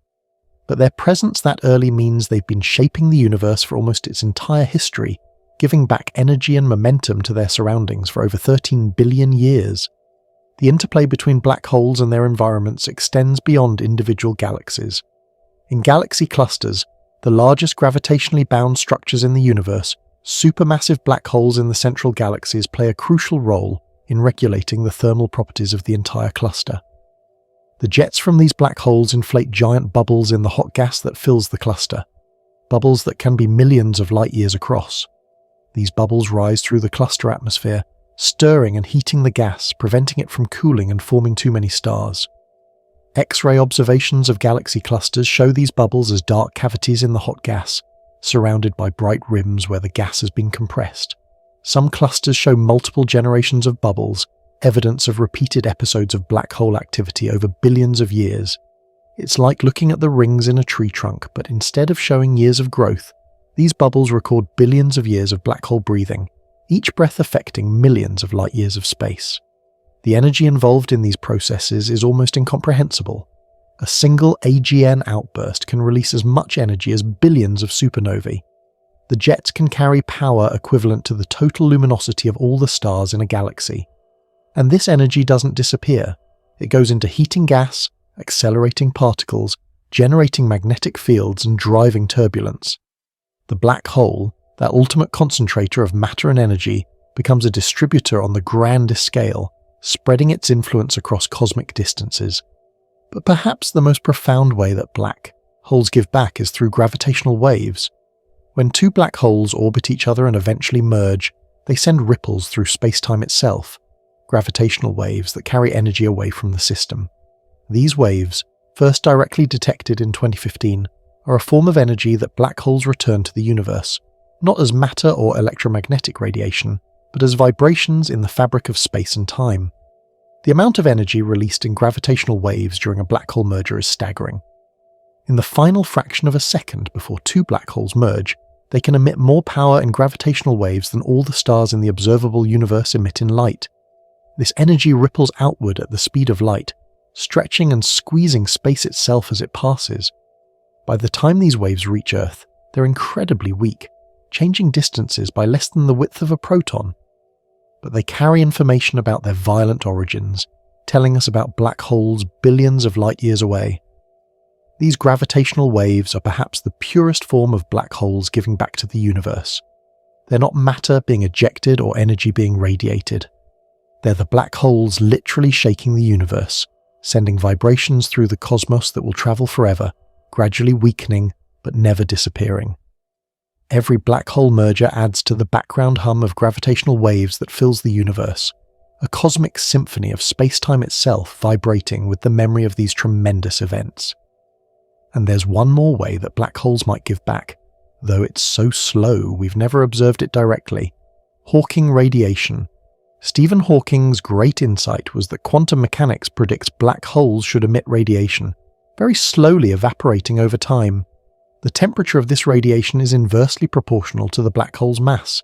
The bigger the black hole, the colder and slower the radiation. For a black hole with the mass of the Sun, the temperature would be about a millionth of a degree above absolute zero, and it would take 10 to 67 years to evaporate completely, a time so long it makes the current age of the universe seem like the blink of an eye. But if Hawking radiation is real, and most physicists believe it is, then it means black holes are not eternal. They're not permanent fixtures of the universe, but temporary, albeit very long-lived phenomena. Everything that falls into a black hole will eventually be returned to the universe as radiation, though in a form so scrambled and processed that no information about what fell in can be recovered, at least not easily. It's the ultimate recycling program, taking in matter and energy in any form and eventually returning it all as the most basic form of energy, photons of light. The idea that black holes evaporate adds a profound twist to our story. It means that black holes are not exceptions to the rule that everything in the universe is temporary and changing. They're just changing on timescales so vast that we can't observe it happening. But in the far future, when the stars have all died and the universe has expanded and cooled, black holes will be among the last objects remaining, slowly evaporating into the darkness, returning their mass energy to the cosmos one photon at a time. As you lie there, breathing steadily, perhaps you can appreciate the beautiful irony of what we've discovered. Black holes, which we imagined as cosmic drains where everything disappears forever, are actually cosmic recycling centers, processing matter and energy and returning it to the universe in myriad forms, through jets, winds, radiation, gravitational waves, and perhaps ultimately through Hawking radiation. Black holes give back everything they take, though transformed beyond recognition. This isn't the kind of simple spitting out of matter we imagined at the beginning of our journey. It's something more subtle, more complex, more beautiful. Black holes take in matter and energy in one form and return it in others. They're cosmic alchemists, transforming the ordinary matter of stars and gas into cosmic rays, magnetic fields, gravitational waves, and pure energy. They're not just takers, they're transformers, processors, redistributors of cosmic wealth. And this process of taking and giving, of swallowing and ejecting, of gathering and distributing is essential to the universe as we know it. Without black holes and their feedback, galaxies might have converted all their gas into stars billions of years ago, burning out quickly and leaving a dark, dead universe. Or they might never have formed proper structures at all, remaining as diffuse clouds of gas.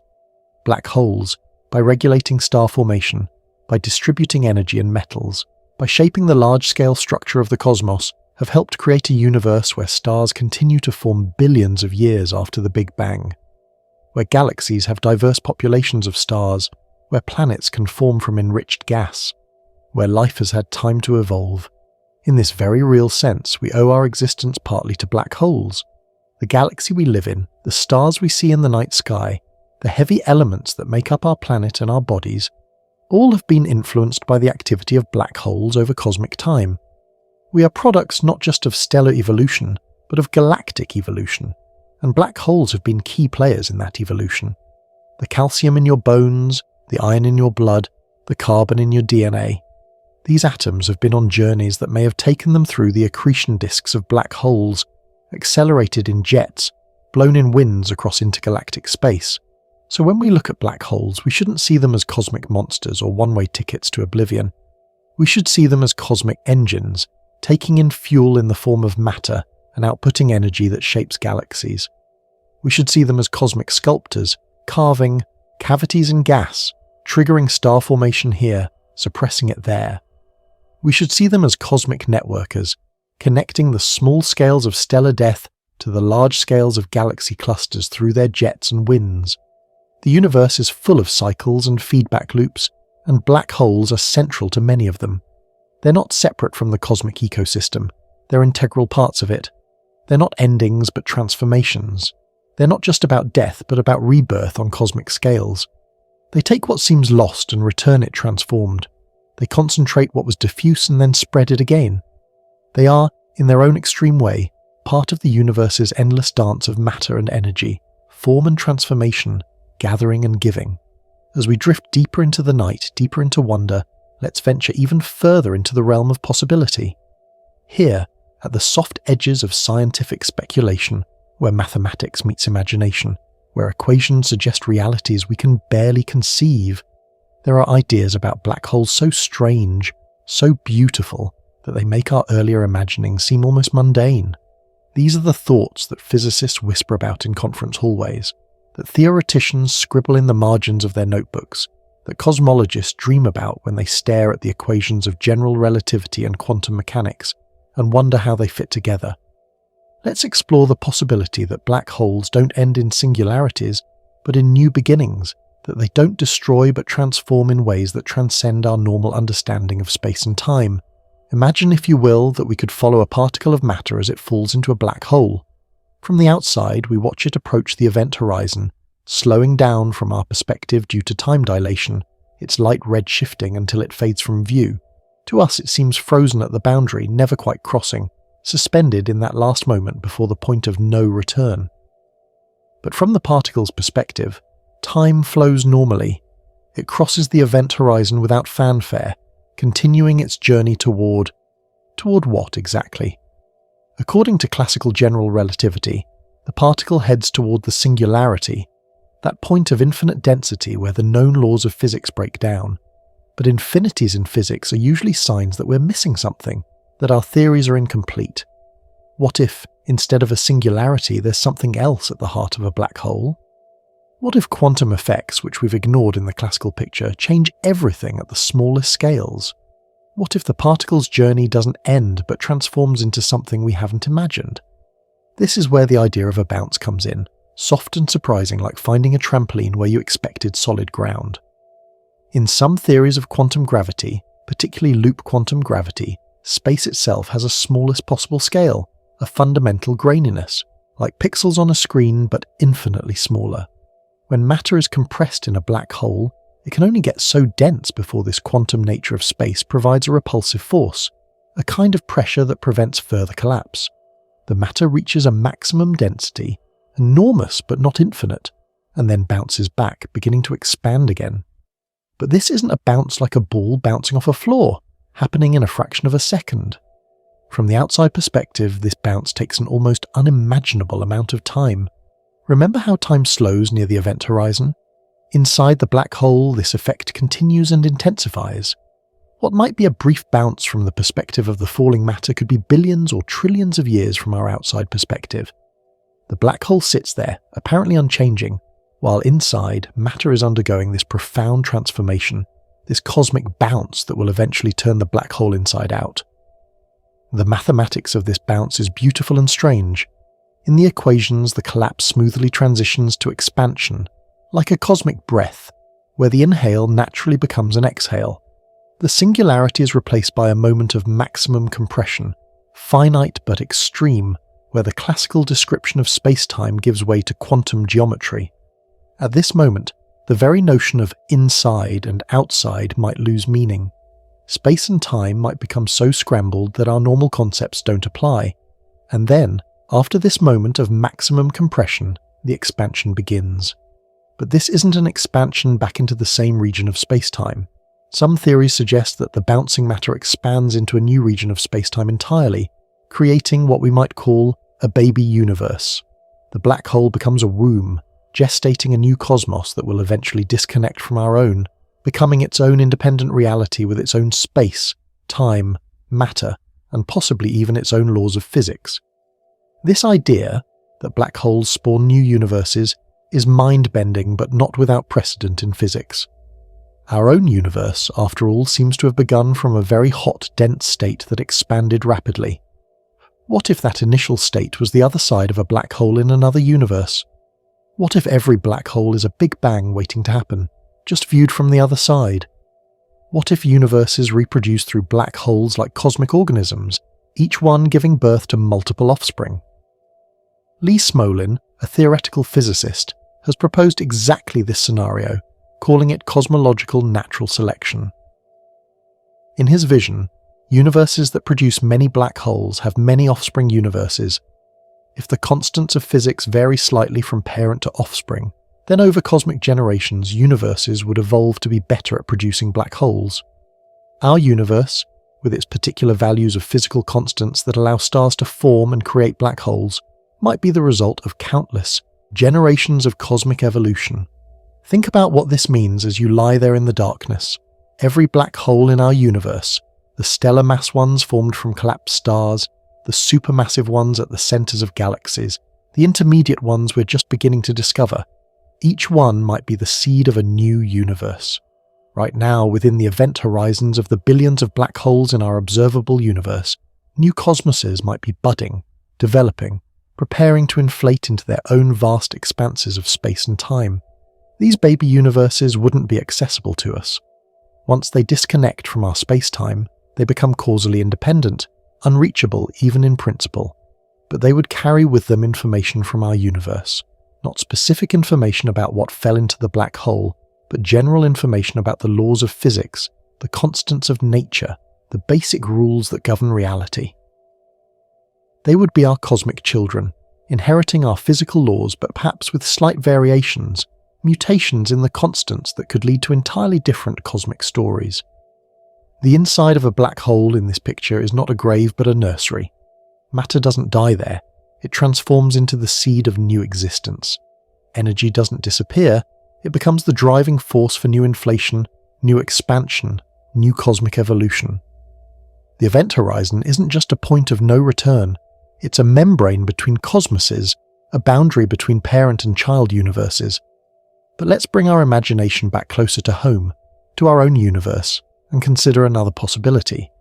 What if the bounce doesn't create a new universe, but instead transforms the black hole into a white hole in our own space-time?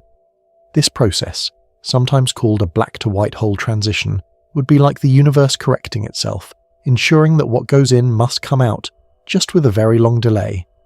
The transition wouldn't be sudden or violent from our outside perspective. Instead, it might be incredibly subtle, a gradual change in the nature of the horizon. For most of the black hole's life, the horizon would be a one-way membrane, allowing matter in but nothing out. But at some point, triggered by the bounce inside or by quantum effects we don't yet understand, the horizon would begin to change. It might fluctuate between black and white, sometimes allowing matter in, sometimes pushing it out, like a cosmic valve gradually reversing its function. This transition period could last eons, with the object being neither fully black hole nor fully white hole, but something in between, something for which we don't even have a name. It would be a grey hole perhaps, or a flickering hole, its nature uncertain and changing. And then, finally, it would complete its transformation, becoming a white hole that expels matter with the same inevitability that the black hole once swallowed it. The matter that emerges wouldn't be the same matter that went. In, of course, it would be processed, scrambled, reduced to its most fundamental components and rebuilt. If a star fell into the black hole, what emerges wouldn't be a star but perhaps a spray of elementary particles, or pure radiation, or something we haven't even conceived of. The black hole would be like a cosmic recycling plant, breaking down the old to create raw materials for the new. There's another possibility we should consider, one that emerges from string theory, another approach to quantum gravity. In string theory, what we think of as elementary particles are actually tiny vibrating strings, and the universe has more than the 3 spatial dimensions we experience. These extra dimensions are usually thought to be curled up too small to notice, but near the extreme conditions inside a black hole, they might become relevant. What if, as matter approaches what we think of as the singularity, these extra dimensions open up? What if the interior of a black hole is actually a gateway to a higher dimensional space that we can't normally access? The matter falling in wouldn't be destroyed, but would spread out into these extra dimensions, exploring regions of reality that are normally hidden from us. From our limited 3-dimensional perspective, the matter would seem to disappear, but from a higher dimensional view, it would simply be moving in directions we can't perceive. This leads to an even stranger possibility. What if black holes are windows or doorways between different dimensions of reality? What if they're places where our familiar 3-dimensional space connects to higher dimensional spaces, allowing matter and energy to flow between different levels of reality? The event horizon wouldn't just be a boundary in space, but a boundary between different kinds of space, different ways that reality can be organized. In this picture, the universe is like a vast multidimensional mansion, and we live in just one room, able to see only 3 dimensions of space. Black holes would be like doorways to other rooms, other spaces with different numbers of dimensions. Matter falling into a black hole would be like someone leaving our room and exploring the rest of the mansion. From our perspective, they've disappeared, but from a larger view, they've just moved to a part of reality we can't directly perceive. These ideas might seem like pure fantasy, but they're based on serious physics, on attempts to reconcile general relativity with quantum mechanics, to understand what happens when gravity becomes as strong as the other forces of nature. They emerge from the mathematics, from following the equations to their logical conclusions, even when those conclusions challenge our intuitions about reality. And perhaps that's the most important point. The universe is under no obligation to conform to our intuitions. It's shown us again and again that reality is stranger than we imagine. Who would have guessed that time could slow down, that particles could be in 2 places at once, that the universe is expanding and that expansion is accelerating? The truth about black holes, about what happens inside them, about where the matter goes, is likely to be just as surprising, just as counterintuitive, just as wonderful. As you drift there in the darkness, perhaps you can feel the appeal of these ideas, not because they're definitely true, we don't know if they're true, but because they expand our sense of what's possible. They remind us that the universe might be far more creative than we are, that reality might have tricks up its sleeve that we haven't even dreamed of. They transform black holes from endings into transitions, from destroyers into creators, from simple objects into gateways to unimaginable complexities. Consider what it means if any of these ideas are true. If black holes spawn baby universes, then we live in a multiverse of unimaginable extent, with new universes being born every time a star collapses.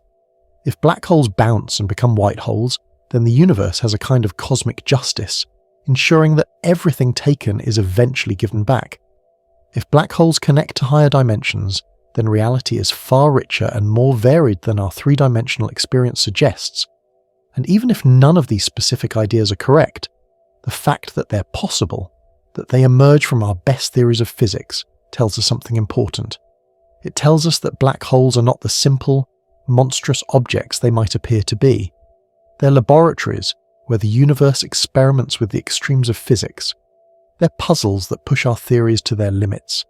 They're invitations to think beyond our current understanding, to imagine realities we can barely conceive. The event horizon of a black hole is often described as a point of no return, but perhaps it's better thought of as a veil between known and unknown, between the physics we understand and the physics we're still discovering. When we peer toward black holes, we're looking at the boundaries of our knowledge, the edges of our theories, the limits of our imagination. And those limits are always expanding, always being pushed back as we learn more, as we develop new mathematics, new concepts, new ways of understanding reality. Somewhere in the universe right now, matter is falling toward event horizons.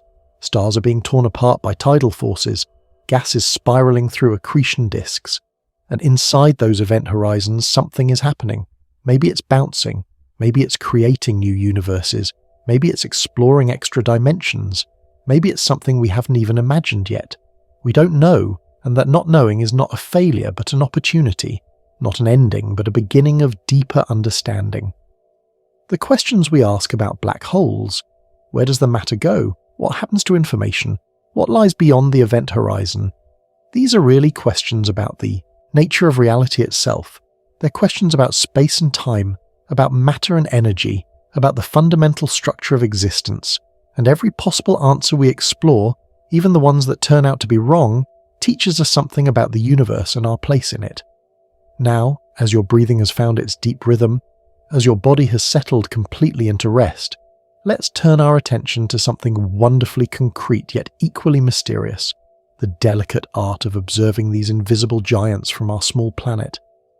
How do we, tiny beings on a speck of rock and water, manage to study objects that don't emit light, that hide behind event horizons, that exist millions or billions of light years away? The answer is a testament to human ingenuity and patience, to our ability to see the invisible by watching its effects on the visible, to hear the silent by listening to the whispers it causes in everything around it. Picture, if you will, observatories scattered across our planet like eyes opening to the cosmos. On mountaintops where the air is thin and clear, in deserts where the skies are dark and dry, even floating in space above our atmosphere, these instruments wait patiently through the night, gathering ancient light that has travelled across incomprehensible distances to tell us stories about black holes. Each telescope is like a time machine, showing us not what's happening now, but what happened long ago, when the light we're seeing began its journey. The story of how we observe black holes begins not with seeing them directly. Remember, they emit no light of their own, but with noticing their influence on things we can see. It's like deducing the presence of wind not by seeing the air move, but by watching leaves dance and branches sway. In the 1970s, astronomers noticed something peculiar about a bright star in the constellation Cygnus. This star was wobbling, moving in a small orbit as if dancing with an invisible partner. By carefully measuring this wobble, astronomers could calculate the mass of the invisible companion.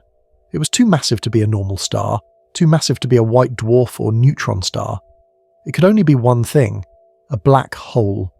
This system, called Cygnus X1, became our first confirmed stellar mass black hole, discovered not by seeing it but by watching its gravitational effect on its companion star.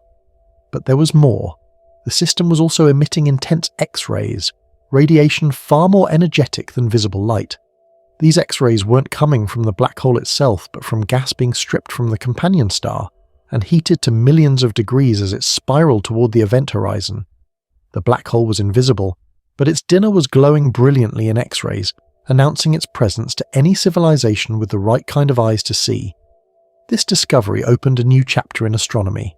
Suddenly, we realized that black holes, while invisible in ordinary light, could be the brightest objects in the universe in X-rays. Space agencies launched X-ray telescopes, satellites with special detectors that could see this high-energy radiation that Earth's atmosphere blocks. These telescopes have names like Chandra, XMM, Newton, NewStar, each one a different kind of eye optimized for different X-ray energies, different aspects of the high-energy universe. Imagine what these telescopes see. Where our eyes see darkness punctuated by stars, X-ray telescopes see a universe ablaze with the light of extreme physics. Every feeding black hole shines like a beacon. The hot gas in galaxy clusters glows like vast clouds of fire. Neutron stars pulse with X-ray light. The universe in X-rays is violent, dynamic, extreme. And black holes are often the brightest players on this cosmic stage. But X-rays are just one way we observe black holes. Radio telescopes, those great dishes and arrays that dot our planet, see a different aspect of black hole activity. The jets that black holes launch, those fountains of matter we discussed earlier, emit radio waves as their particles spiral through magnetic fields. Radio telescopes can see these jets extending far beyond their host galaxies, like cosmic searchlights visible from billions of light years away. The Very Large Array in New Mexico, with its 27 antennas spread across the desert, can work together as a single enormous telescope, mapping the structure of these jets in exquisite detail. The Atacama Large Millimeter Array in Chile, high in the Andes where the air is dry and thin, can peer through cosmic dust to see the warm gas around black holes. These instruments don't capture pretty pictures like optical telescopes. Instead, They measure radio waves and reconstruct images from these measurements, like building a picture from sound. And then there's the Event Horizon Telescope, perhaps the most ambitious black hole observation project ever attempted. This isn't a single telescope, but a network of radio telescopes scattered around the world, from Antarctica to Arizona, from Chile to Spain.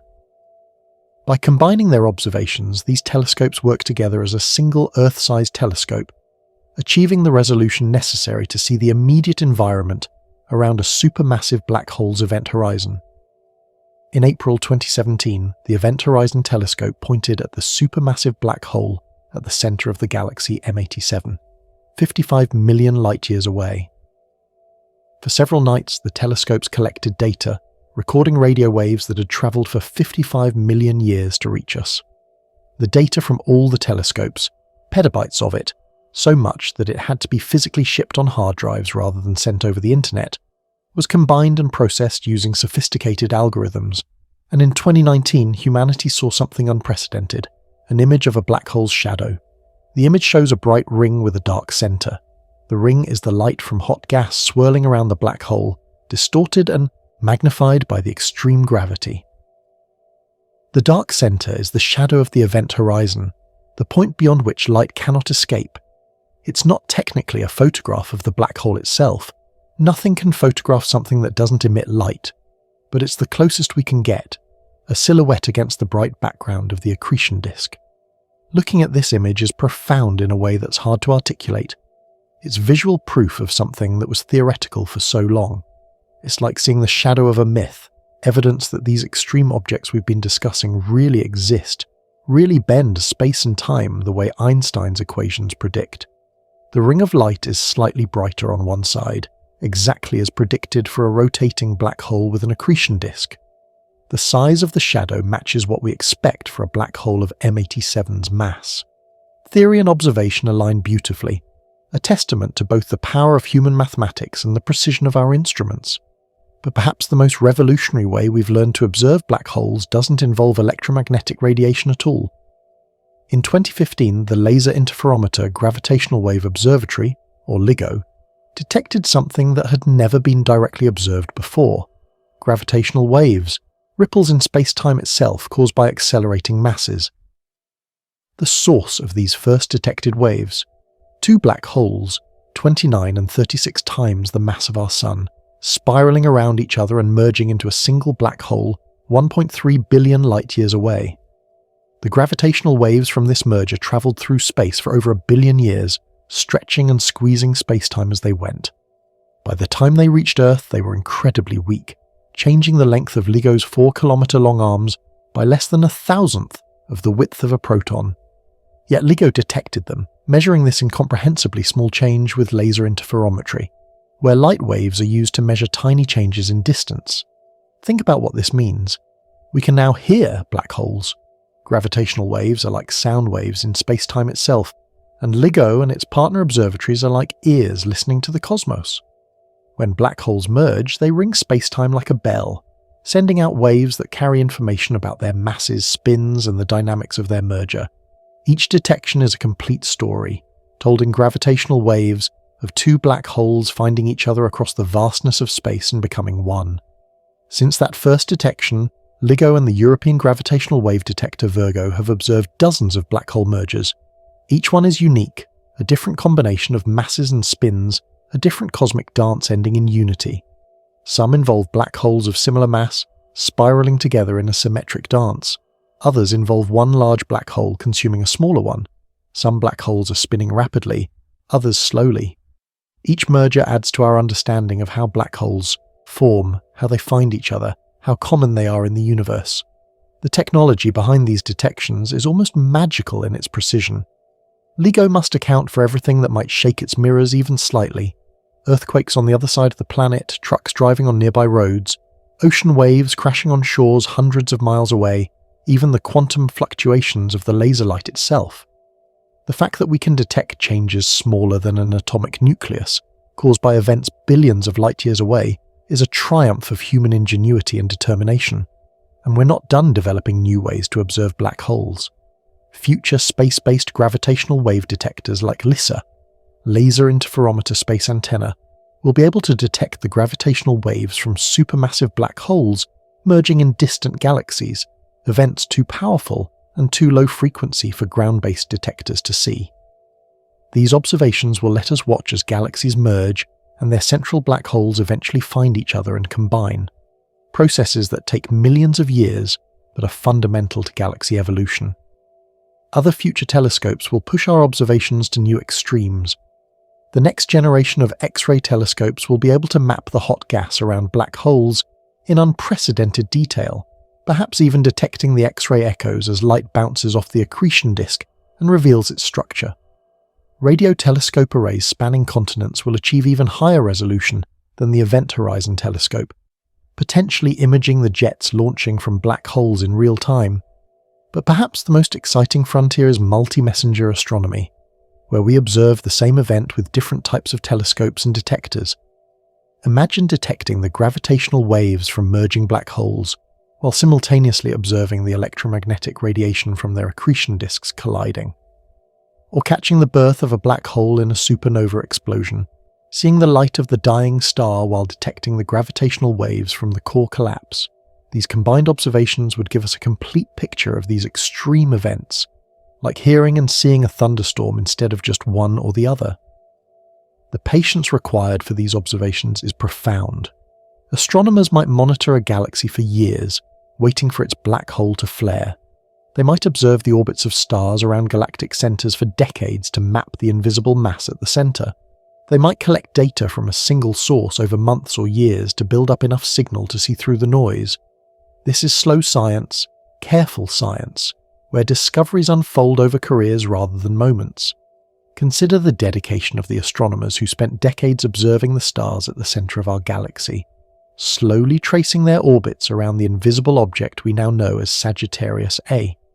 Night after night, year after year, they collected data points, each one a tiny piece, of evidence that there was something massive and dark at our galaxy's heart. Their patience was rewarded with a Nobel Prize in Physics in 2020, but more importantly with the knowledge that we live in a galaxy with a supermassive black hole at its center.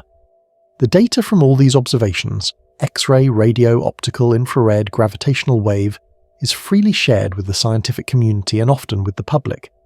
You can go online right now and look at actual data from black hole observations, see the same X-ray images that professional astronomers study, even listen to the gravitational wave signals converted to sound. The universe's most extreme objects are accessible to anyone with an internet connection and curiosity. This openness in astronomy means that sometimes amateur astronomers make important contributions to black hole science. They might notice a star beginning to brighten as it's torn apart by a black hole, alerting professional observatories to swing their telescopes toward the event. They might help classify galaxies that host active black holes, contributing to our sensors of these objects. The study of black holes, despite requiring some of the most sophisticated instruments ever built, remains a human endeavor that welcomes all who wish to participate. As you lie there in the darkness, perhaps you can imagine yourself as part of this great observational project. Your eyes, even closed, are detectors of electromagnetic radiation. Your body can feel vibrations, not unlike how LIGO feels gravitational waves. You are, in a very real sense, an observatory, capable of detecting signals from the universe. The warmth you might feel from sunlight is radiation from our star. The tides you might notice at the beach are caused by the gravity of the moon and sun. You're already participating in the observation of the cosmos. The instruments we've built to observe black holes are extensions of our natural senses, ways of seeing wavelengths our eyes can't see, hearing frequencies our ears can't hear, feeling vibrations too small for our bodies to detect. They're prosthetic senses that let us experience aspects of the universe that would otherwise be hidden. Through them, we've transformed black holes from theoretical constructs into observed reality, from invisible mysteries into objects we can study and begin to understand. But for all our sophisticated observations, black holes remain fundamentally mysterious. We can see their effects, measure their masses and spins, watch them feed and merge, but we can't see inside them. The event horizon remains an absolute boundary to our observations. We're like doctors who can take a patient's temperature and blood pressure, observe their symptoms and behaviors, but can't look inside their body. We can infer what's happening inside black holes from what we observe outside, but direct observation remains impossible. This limitation isn't frustrating, it's inspiring. It means there's still mystery in the universe, still things we don't know, still discoveries to be made. Every new observation technique we develop, every new telescope we build, every new detector we deploy, brings the possibility of seeing something unexpected, learning something new about these cosmic extremes. The story of observing black holes is still being written, with new chapters added every time we point our instruments toward the sky. Now, as the night deepens around you, and your consciousness floats in that gentle space between waking and sleeping, let's paint a different universe across the canvas of your imagination. Let's take everything we've learned about black holes, their ability to launch jets, their theoretical possibility of bouncing, their potential to birth new universes, and imagine a cosmos where these giving aspects are not subtle or hidden, but obvious and beautiful, visible every night to anyone who looks up at the sky. What if black holes were not dark punctuation marks in the cosmic story, but luminous fountains of creation, visible architects of beauty, generous gardeners tending the stellar fields? Close your eyes completely now, if they aren't already closed, and picture yourself standing in a meadow on a warm summer night. But this is not our Earth, not quite. This is an Earth in a universe where black holes routinely, visibly, gloriously give back what they take. The sky above you is not the familiar darkness punctuated by points of light. Instead, it's alive with slow rivers of glowing gas, streaming between the stars like aurora that never fade, like the northern lights had escaped the poles and painted themselves across the entire heavens. From the center of our reimagined galaxy, where Sagittarius A sits in our universe, a gentle fountain of light rises. Not the violent jets we've discussed, but something softer, more beautiful, streams of luminous matter flowing outward in graceful spirals, like a cosmic flower blooming in extreme slow motion. This matter, processed through the black hole's extreme gravity, glows with colours that don't exist in our normal sky. Deep purples that shift to gold, blues that shimmer into green, a palette of processed starlight that would make earthly auroras seem monochrome by comparison. These streams from the galactic centre don't shoot straight out but curve and wind through space, following the galaxy's magnetic field lines, creating a three-dimensional tapestry of light that changes slowly over the centuries. From Earth, we would see different parts of this structure as our planet orbits the Sun, and our solar system orbits the galaxy. The night sky would have seasons not just of constellations, but of cosmic streams, different patterns of black hole fountains becoming visible at different times of the year. Scattered throughout this reimagined sky are smaller fountains from stellar mass black holes. Each one is a gentle geyser of light and matter, pulsing slowly like cosmic heartbeats. When a star falls into one of these black holes, instead of disappearing forever, it emerges transformed, not as a star anymore, but as streams of glowing gas that will eventually condense into new stars. You can see the cycle clearly, stars dying, being processed, being reborn. The sky tells the story of cosmic recycling as obviously as spring flowers tell the story of winter's end. In this universe, astronomers wouldn't need sophisticated X-ray telescopes to find black holes. Children could point them out, these fountains of light scattered across the sky. They would have names like constellations do in our world: the Great Fountain, the Twin Geysers, the Spiral Garden. Myths and legends would grow around them, stories of cosmic wells that give wishes instead of taking them, of celestial fountains of youth that remake old stars into young ones. The planets in this universe would be bathed not just in starlight but in the processed light from black holes. This light, having passed through the extreme gravity near event horizons, would carry different properties than normal starlight. Perhaps it would be richer in certain wavelengths that promote unusual chemistry. Perhaps life that evolved under such light would be different from life as we know it, able to see colours we can't imagine, to photosynthesize using wavelengths that would seem impossible to Earth plants. Imagine how differently human civilization might have developed under such a sky. Our ancestors, looking up at visible cycles of stellar death and rebirth, might have developed philosophies that embrace transformation rather than fear endings. Religions might celebrate the cosmic fountains as evidence of universal generosity, of a cosmos that gives as much as it takes. Poetry and art would be filled with imagery of celestial fountains, of the dance between falling and rising, of the beauty of processed light. Navigation would be different too. Instead of using only stars and constellations, sailors might navigate by the cosmic streams, following the rivers of light that flow from black holes. Head toward the golden fountain until the silver stream is on your left, a navigator might say. The sky would be not just a map, but a dynamic, flowing map, changing slowly enough to be reliable but quickly enough to be interesting across a human lifetime. In this universe, the Milky Way visible from a dark site wouldn't be just a band of starlight across the sky. It would be laced with glowing streams from thousands of black holes, creating a complex network of light, like looking at a city from an airplane at night, but in 3 dimensions and spanning the entire sky. The galactic plane would shimmer with the processed matter from black holes, creating layers of light at different distances, giving the sky a depth and richness that our universe's sky, beautiful as it is, lacks. Meteor showers in this universe might include not just bits of comet and asteroid, but particles that have been through black holes and emerged changed. These processed meteors might glow with unusual colours, or leave trails that persist longer than normal meteors. There might be special nights when Earth passes through a stream of matter from a nearby black hole, creating displays that make our meteor showers look sparse by comparison. Entire nights when the sky rains with transformed matter, each particle carrying the memory of its journey through extreme gravity. The moon, illuminated not just by the sun but by the gentle light from cosmic fountains, might glow with subtle colours that change as different black hole streams wax and wane. Full moons might be golden when the golden fountain is active, silver when the silver stream is strong, occasionally taking on deep purple or green hues that would seem magical to Earth-trained eyes. The phases of the moon would be more complex, influenced by multiple light sources, creating a rich calendar of lunar appearances. Eclipses in this universe would be even more spectacular. When the moon passes in front of the sun, it might also pass in front of cosmic streams from black holes, creating multiple layers of shadow and light.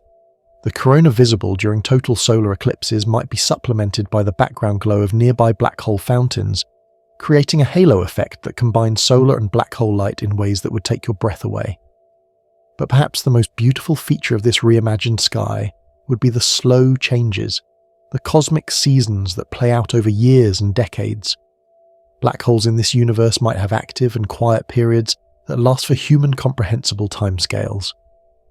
A black hole that has been dormant for decades might suddenly begin fountaining matter, creating a new feature in the sky that becomes brighter month by month. Generations of humans might watch a particular cosmic fountain grow from a dim glow to a brilliant river of light, then slowly fade again as the black hole enters another quiet phase. Comets in this universe, passing through streams of black hole matter, might be transformed in their passage. Their tails might pick up exotic particles that make them glow in unusual ways. A comet that passes through a cosmic fountain might emerge with a rainbow tail, each colour representing different elements that have been processed through the black hole. These transformed comets would be special events, watched and celebrated, their appearances predicted and anticipated for years in advance.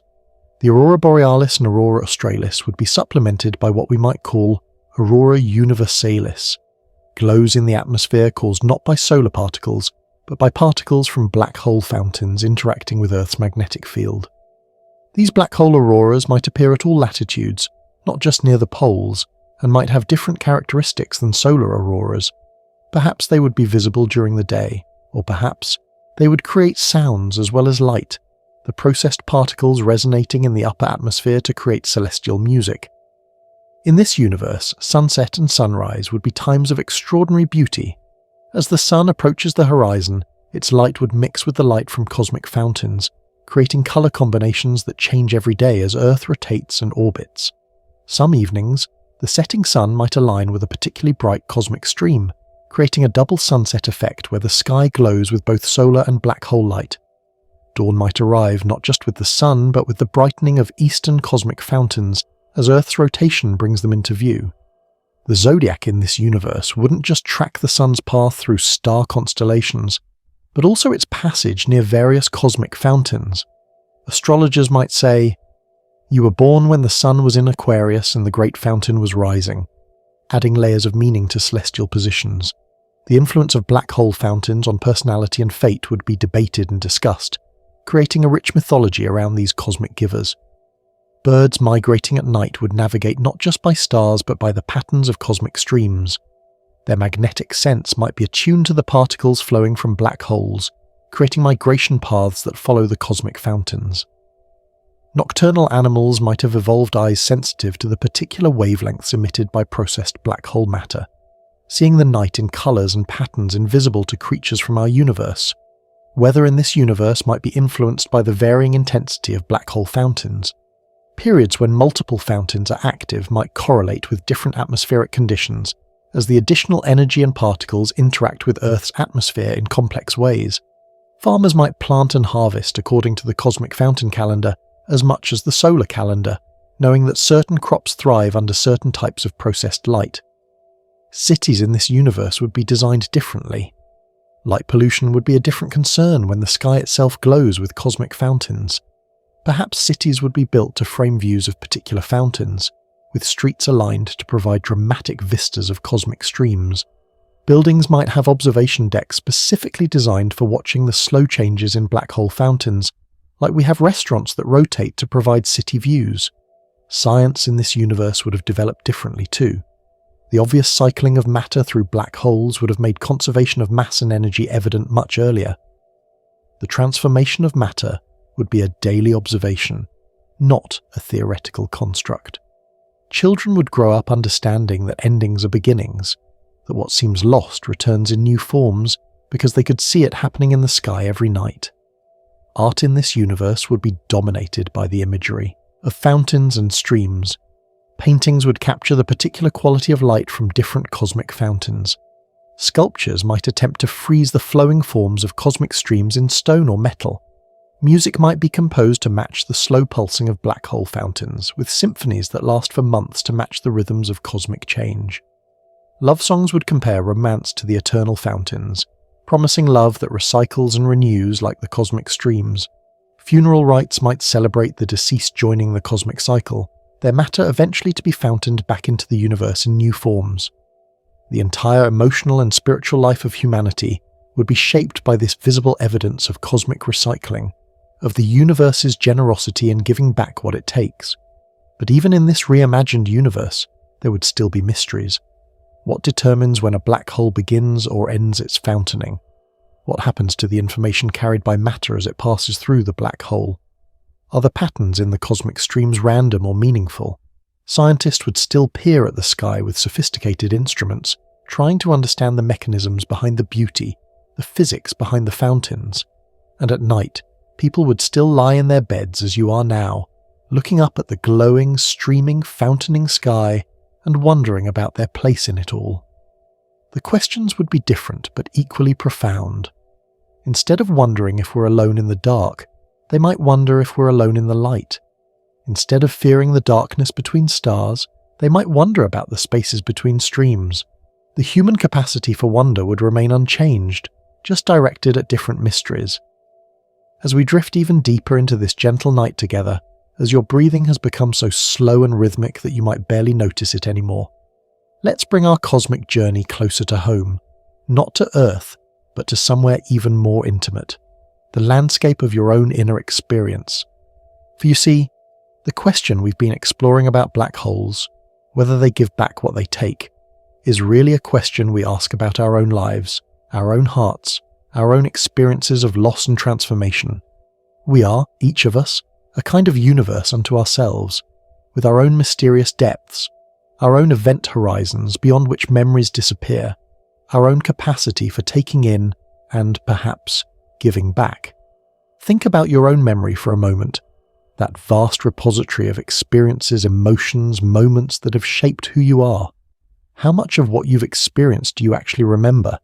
How many days have fallen into the black hole of forgetting, seemingly lost forever? You've lived thousands of days, yet you can probably only clearly recall a fraction of them. Where do the forgotten moments go? Are they truly lost, or are they transformed into something else, into wisdom you don't remember acquiring, into intuitions you can't explain, into the very fabric of who you are. Just as matter falling into a black hole is processed and transformed, perhaps our forgotten experiences are processed by the deep machinery of our unconscious minds, emerging not as clear memories but as changed perspectives, as emotional colours we didn't have before, as capacities we don't remember developing. That conversation with a stranger 20 years ago that you've completely forgotten might still live within you as a slightly different way of seeing the world. That book you read and forgot might have planted seeds that grew into ideas you think are originally yours. We each carry within us these internal black holes, places where experiences, emotions, and memories seem to disappear. Trauma, in particular, can create these dark regions in our inner landscape, places we can't or won't approach, memories that have collapsed under their own emotional weight into something so dense that light, the light of conscious awareness, cannot escape. Yet even these dark places in our psyche might not be permanent graves, but rather processing centres, slowly transforming pain into wisdom, fear into compassion, loss into understanding. Consider how grief works, that powerful gravity that pulls everything toward the absence of someone we've lost. In the early stages of grief, it feels like a black hole has opened in our lives, swallowing not just the person we've lost, but also our joy, our hope, our sense of meaning. Everything seems to spiral toward that absence. The future we imagined with that person collapses. The past takes on a different character, coloured by loss. It feels like nothing will ever escape from this gravitational pull of sorrow. But then slowly, something remarkable happens. The grief doesn't disappear. It may never disappear completely, but it transforms. The love we felt for the person who's gone doesn't vanish into the black hole of loss, but emerges transformed, as compassion for others who are grieving, as a deeper appreciation for the people still in our lives, as a changed perspective on what matters and what doesn't. The black hole of grief becomes, over time, a source of emotional depth, of human understanding, of connection with others who have also lost. What seemed only to take eventually gives back, though in forms we couldn't have anticipated. This process isn't unique to grief. Every difficult experience we absorb, every challenge we face, every failure we endure, enters into us and undergoes a kind of processing. The embarrassment that felt crushing in the moment becomes a funny story years later. The failure that seemed to end everything becomes the beginning of a new path we wouldn't have found otherwise. The rejection that felt like a black hole swallowing our self-worth becomes the push we needed to grow in new directions. Time and the mysterious alchemy of human psychology transform what we take in, eventually returning it to us as something else. Even our dreams might be thought of as a kind of fountaining from our internal black holes. During sleep, experiences and emotions that have been absorbed during our waking hours are processed, recombined, and sometimes returned to consciousness in new forms. That anxiety dream about being unprepared for an exam might be your psyche's way of processing and releasing daily stresses. That beautiful dream of flying might be forgotten joys and freedoms re-emerging, transformed and symbolic but still carrying their essential energy. Think about creativity as another form of this giving back. Artists often speak of not knowing where their ideas come from, of inspiration arriving from mysterious depths. Musicians hear melodies that seem to come from nowhere. Writers find characters speaking words the writer didn't consciously plan. Painters discover images emerging from their brushes that surprise even them. Where do these creative fountains originate? Perhaps from the same deep places where our experiences are processed and transformed, where the raw material of life is recycled into art. The creative process often feels like collaboration with something beyond our conscious control. We provide the craft, the technique, the conscious effort, but the spark, the inspiration, the truly original elements seem to come from elsewhere, from the processed experiences stored in our unconscious, from the transformed emotions we thought we'd lost, from the recycled materials of everything we've ever encountered, now emerging in new combinations. We are each a black hole and a white hole, taking in the world and fountaining it back out as something new. Even in our relationships, we see this pattern of taking in and giving back. We absorb influences from everyone we meet, their ways of speaking, their perspectives, their jokes, their wisdom. These influences disappear into us, becoming part of who we are in ways we often don't consciously recognize. Then, years later, we find ourselves saying something a parent used to say, using a gesture we picked up from a friend, sharing wisdom we learned from a teacher but now feel as our own. We've processed these influences and now fountain them back into the world, passing them on to others who will process them in turn. Love itself might be the ultimate example of this cosmic recycling in human form. We receive love as children, imperfect, complicated, sometimes insufficient, but love nonetheless. This love disappears into us, shapes us in ways we don't fully understand. Then, if we're fortunate, we find ourselves capable of giving love to others, to partners, to children, to friends, to strangers. But the love we give is not the same love we received. It has been processed through our own experiences, transformed by our own nature, emerging as something both familiar and unique. Parents often see this clearly when they catch themselves loving their children with a love that contains echoes of how they were loved, but also with new qualities, different expressions, evolved forms. The love has passed through the black hole of their own development and emerged transformed. What was taken in has been given back, but changed, hopefully improved, certainly made personal. Our capacity for empathy works the same way. Every time someone shows us kindness, every time someone understands our pain, every time someone accepts us despite our flaws, we absorb that experience. It disappears into our inner depths, where it's processed along with all our other experiences of receiving and not receiving empathy. Then, when we encounter someone else in pain, in need, in struggle, we find ourselves able to offer understanding that comes not just from our own experience, but from all the understanding we've ever received, transformed and personalized, but still carrying the essence of every kindness ever shown to us. This is how human culture itself evolves and continues, through this constant process of taking in and giving back transformed. Every generation absorbs the knowledge, values, stories, and wisdom of previous generations. Much of it seems to disappear, forgotten or rejected, but then it re-emerges, transformed by new experiences, adapted to new circumstances, evolved but still carrying the essential patterns forward. We are all participating in this grand recycling of human experience, each of us a processing center for the culture we've inherited and the culture we'll pass on. Even our bodies participate in this cosmic recycling at the most literal level. The atoms that make up your body have been part of countless other forms before they were you.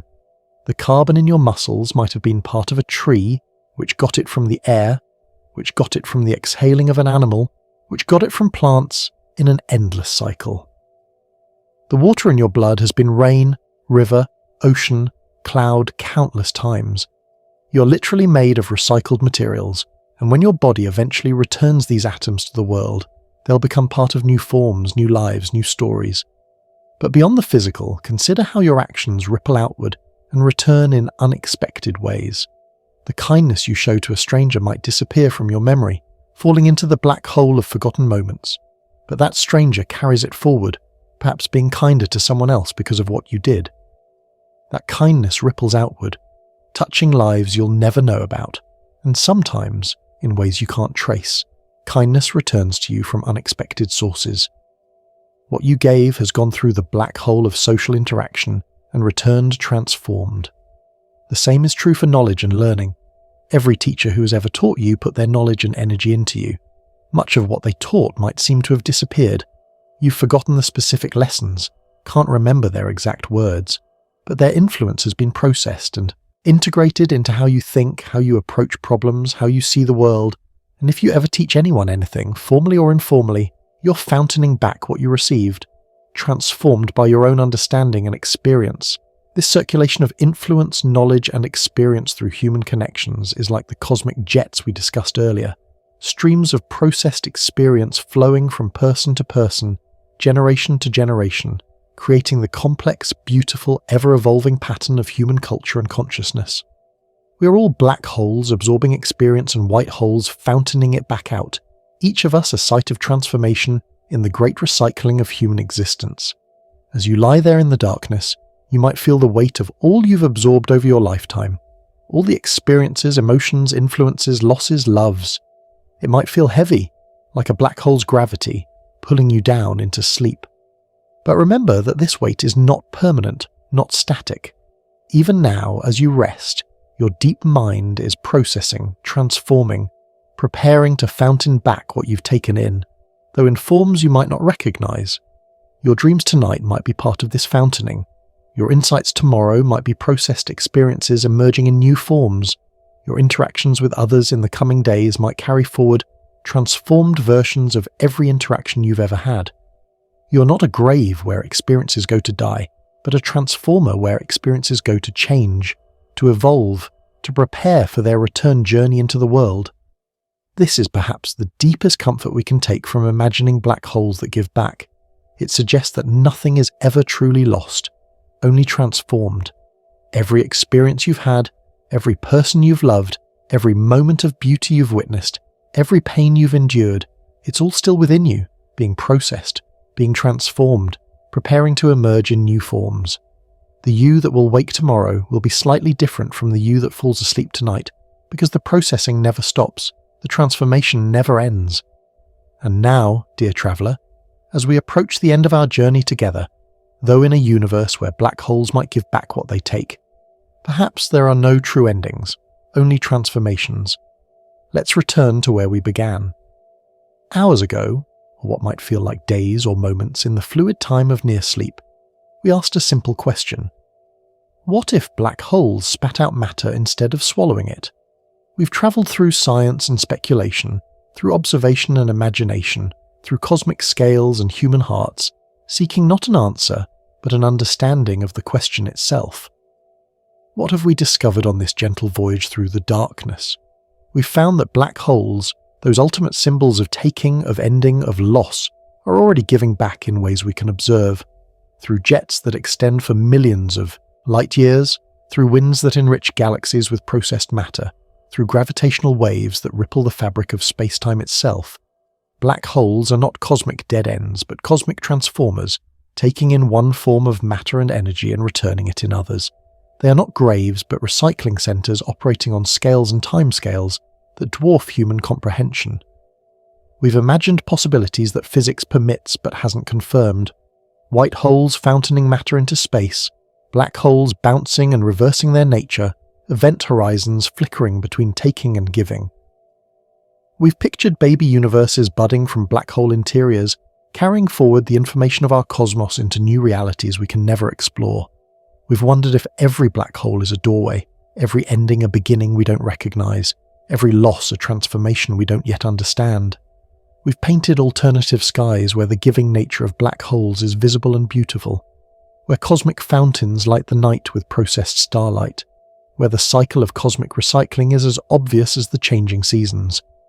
We've imagined how different human culture might be if we could see these cycles playing out above us every night, how our mythologies and philosophies might celebrate transformation rather than fear ending, how our understanding of loss might always include the possibility of return. And we've recognized these same patterns within ourselves, the way we absorb experiences and fountain them back transformed, the way we process loss and return it as wisdom, the way we take in love and give it back changed. We've seen that we are each a kind of black hole and white hole combined, sites of transformation in the flow of human experience, temporary patterns in the eternal recycling of matter and meaning. But perhaps the most important thing we've discovered is that the question itself, whether black holes give back, is more valuable than any answer. It's a question that opens rather than closes, that invites wonder rather than demanding certainty, that connects the cosmic to the personal, the scientific to the poetic, the known to the mysterious. It's the kind of question that's perfect for the edge of sleep, where the boundaries between possible and impossible become soft, where the mind can hold contradictions without discomfort, where wonder is its own reward. As you lie there now, perhaps barely aware of my voice, perhaps already half dreaming of cosmic fountains and stellar recycling, you're participating in your own cycle of taking in and giving back. You've absorbed these words, these ideas, these images, and now they're falling into your own inner black hole, where they'll be processed by dreams, by unconscious contemplation, by the mysterious machinery of sleep. Tomorrow, or in days to come, they might emerge transformed, as a different way of seeing the night sky, as a metaphor that helps you understand something else entirely, as a feeling of connection to the cosmos that you can't quite explain. The universe continues its patient recycling all around you as you drift towards sleep. Stars are being born from the ashes of previous generations. Galaxies are exchanging gas and stars through cosmic collisions. Black holes are feeding and fountaining, taking and giving, transforming matter and energy in ways we're only beginning to understand. And you, made of star stuff, carrying atoms that have been on unimaginable journeys, are part of this grand circulation. You're not separate from the cosmic story, but woven into it, a thread in the vast tapestry that connects black holes to butterflies, supernovae to dreams, the beginning of time to this very moment. In the deepest sense, you're already the answer to our question. You are proof that the universe gives back what it takes. The matter that makes you was taken from stars and returned as planets. The energy that powers your thoughts was taken from food and returned as consciousness. The experiences you've absorbed from others have been returned as your unique perspective. You are a living example of cosmic recycling, a breathing demonstration that endings become beginnings, that what falls in can fountain out, that transformation is the fundamental nature of existence. And now, as sleep approaches like a gentle event horizon, you can let yourself fall without fear. This isn't an ending, but a transformation. The consciousness that has accompanied you through this journey will seem to disappear, falling into the black hole of sleep. But it will return, transformed by dreams, refreshed by rest, fountaining back into awareness when morning comes. You've done this thousands of times before, this nightly cycle of consciousness falling and rising, this daily demonstration that what seems lost returns. The questions we've explored will process themselves in your sleeping mind, perhaps emerging in dreams of flying through cosmic fountains, of swimming in streams of transformed starlight, of conversations with the universe itself about the nature of giving and taking. Or perhaps they'll simply dissolve into the darkness, becoming part of the vast repository of half-remembered wonderings that colour your unconscious understanding of existence. Either way, they're now part of you, part of your internal cosmos, part of the matter you'll process and perhaps, someday, fountain back into the world in ways you can't predict. Remember, as you drift off, that we still don't know the ultimate answer to our question. Scientists continue to debate what happens inside black holes, whether information is preserved or destroyed, whether the universe has mechanisms for returning what black holes swallow. The Event Horizon Telescope continues to peer at black hole shadows. LIGO continues to listen for gravitational waves. Theoreticians continue to push the boundaries of mathematics, seeking a theory of quantum gravity that might finally tell us what happens where space-time curves beyond our current understanding. But this not knowing is not a failure, it's a gift.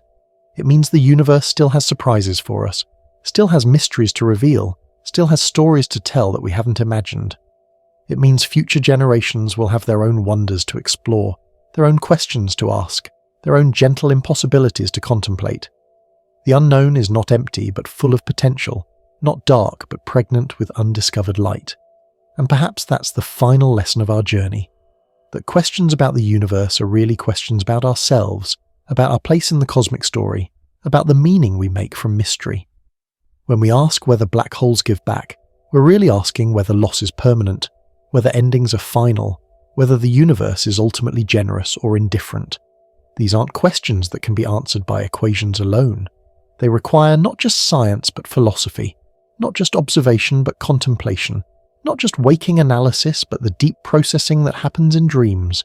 So let yourself fall now, gently, peacefully, into your own internal black hole of sleep. Trust that you'll emerge on the other side, transformed and renewed. Trust that the universe, in all its mystery and majesty, continues its patient recycling while you rest. Trust that somewhere, perhaps, a black hole is beginning its slow transformation into a white hole, that matter that seemed lost forever is preparing for its return journey into light. The stars continue their ancient burning. The galaxies continue their stately rotation. Black holes continue their mysterious processing of matter and energy. And you, small but significant, temporary but eternal in this moment, continue your own journey through the cycles of consciousness and rest, taking in and giving back, falling and fountaining, participating in the cosmic dance that connects the smallest and the largest, the briefest and the most enduring, the known and the unknowable. What if black holes spat out matter instead of swallowing it? We still don't know.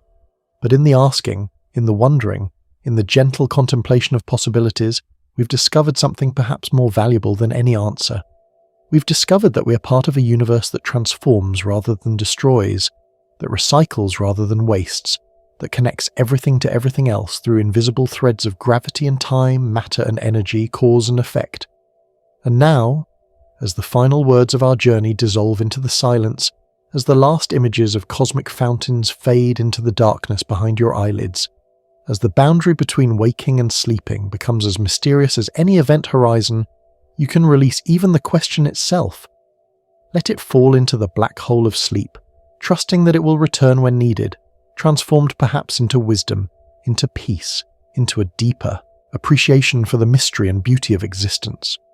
The universe holds you, as it holds the stars and planets, the black holes and white holes, the known and the unknown. You are safe in its vastness, cradled in its cycles, part of its eternal transformations, and whether black holes give back or only take, whether the universe is generous or neutral, whether endings are final or new beginnings in disguise, you are here, now, participating in the grand mystery, adding your small but unique note to the cosmic symphony. Sleep now, cosmic traveller. Let the darkness embrace you not as an ending but as a transformation.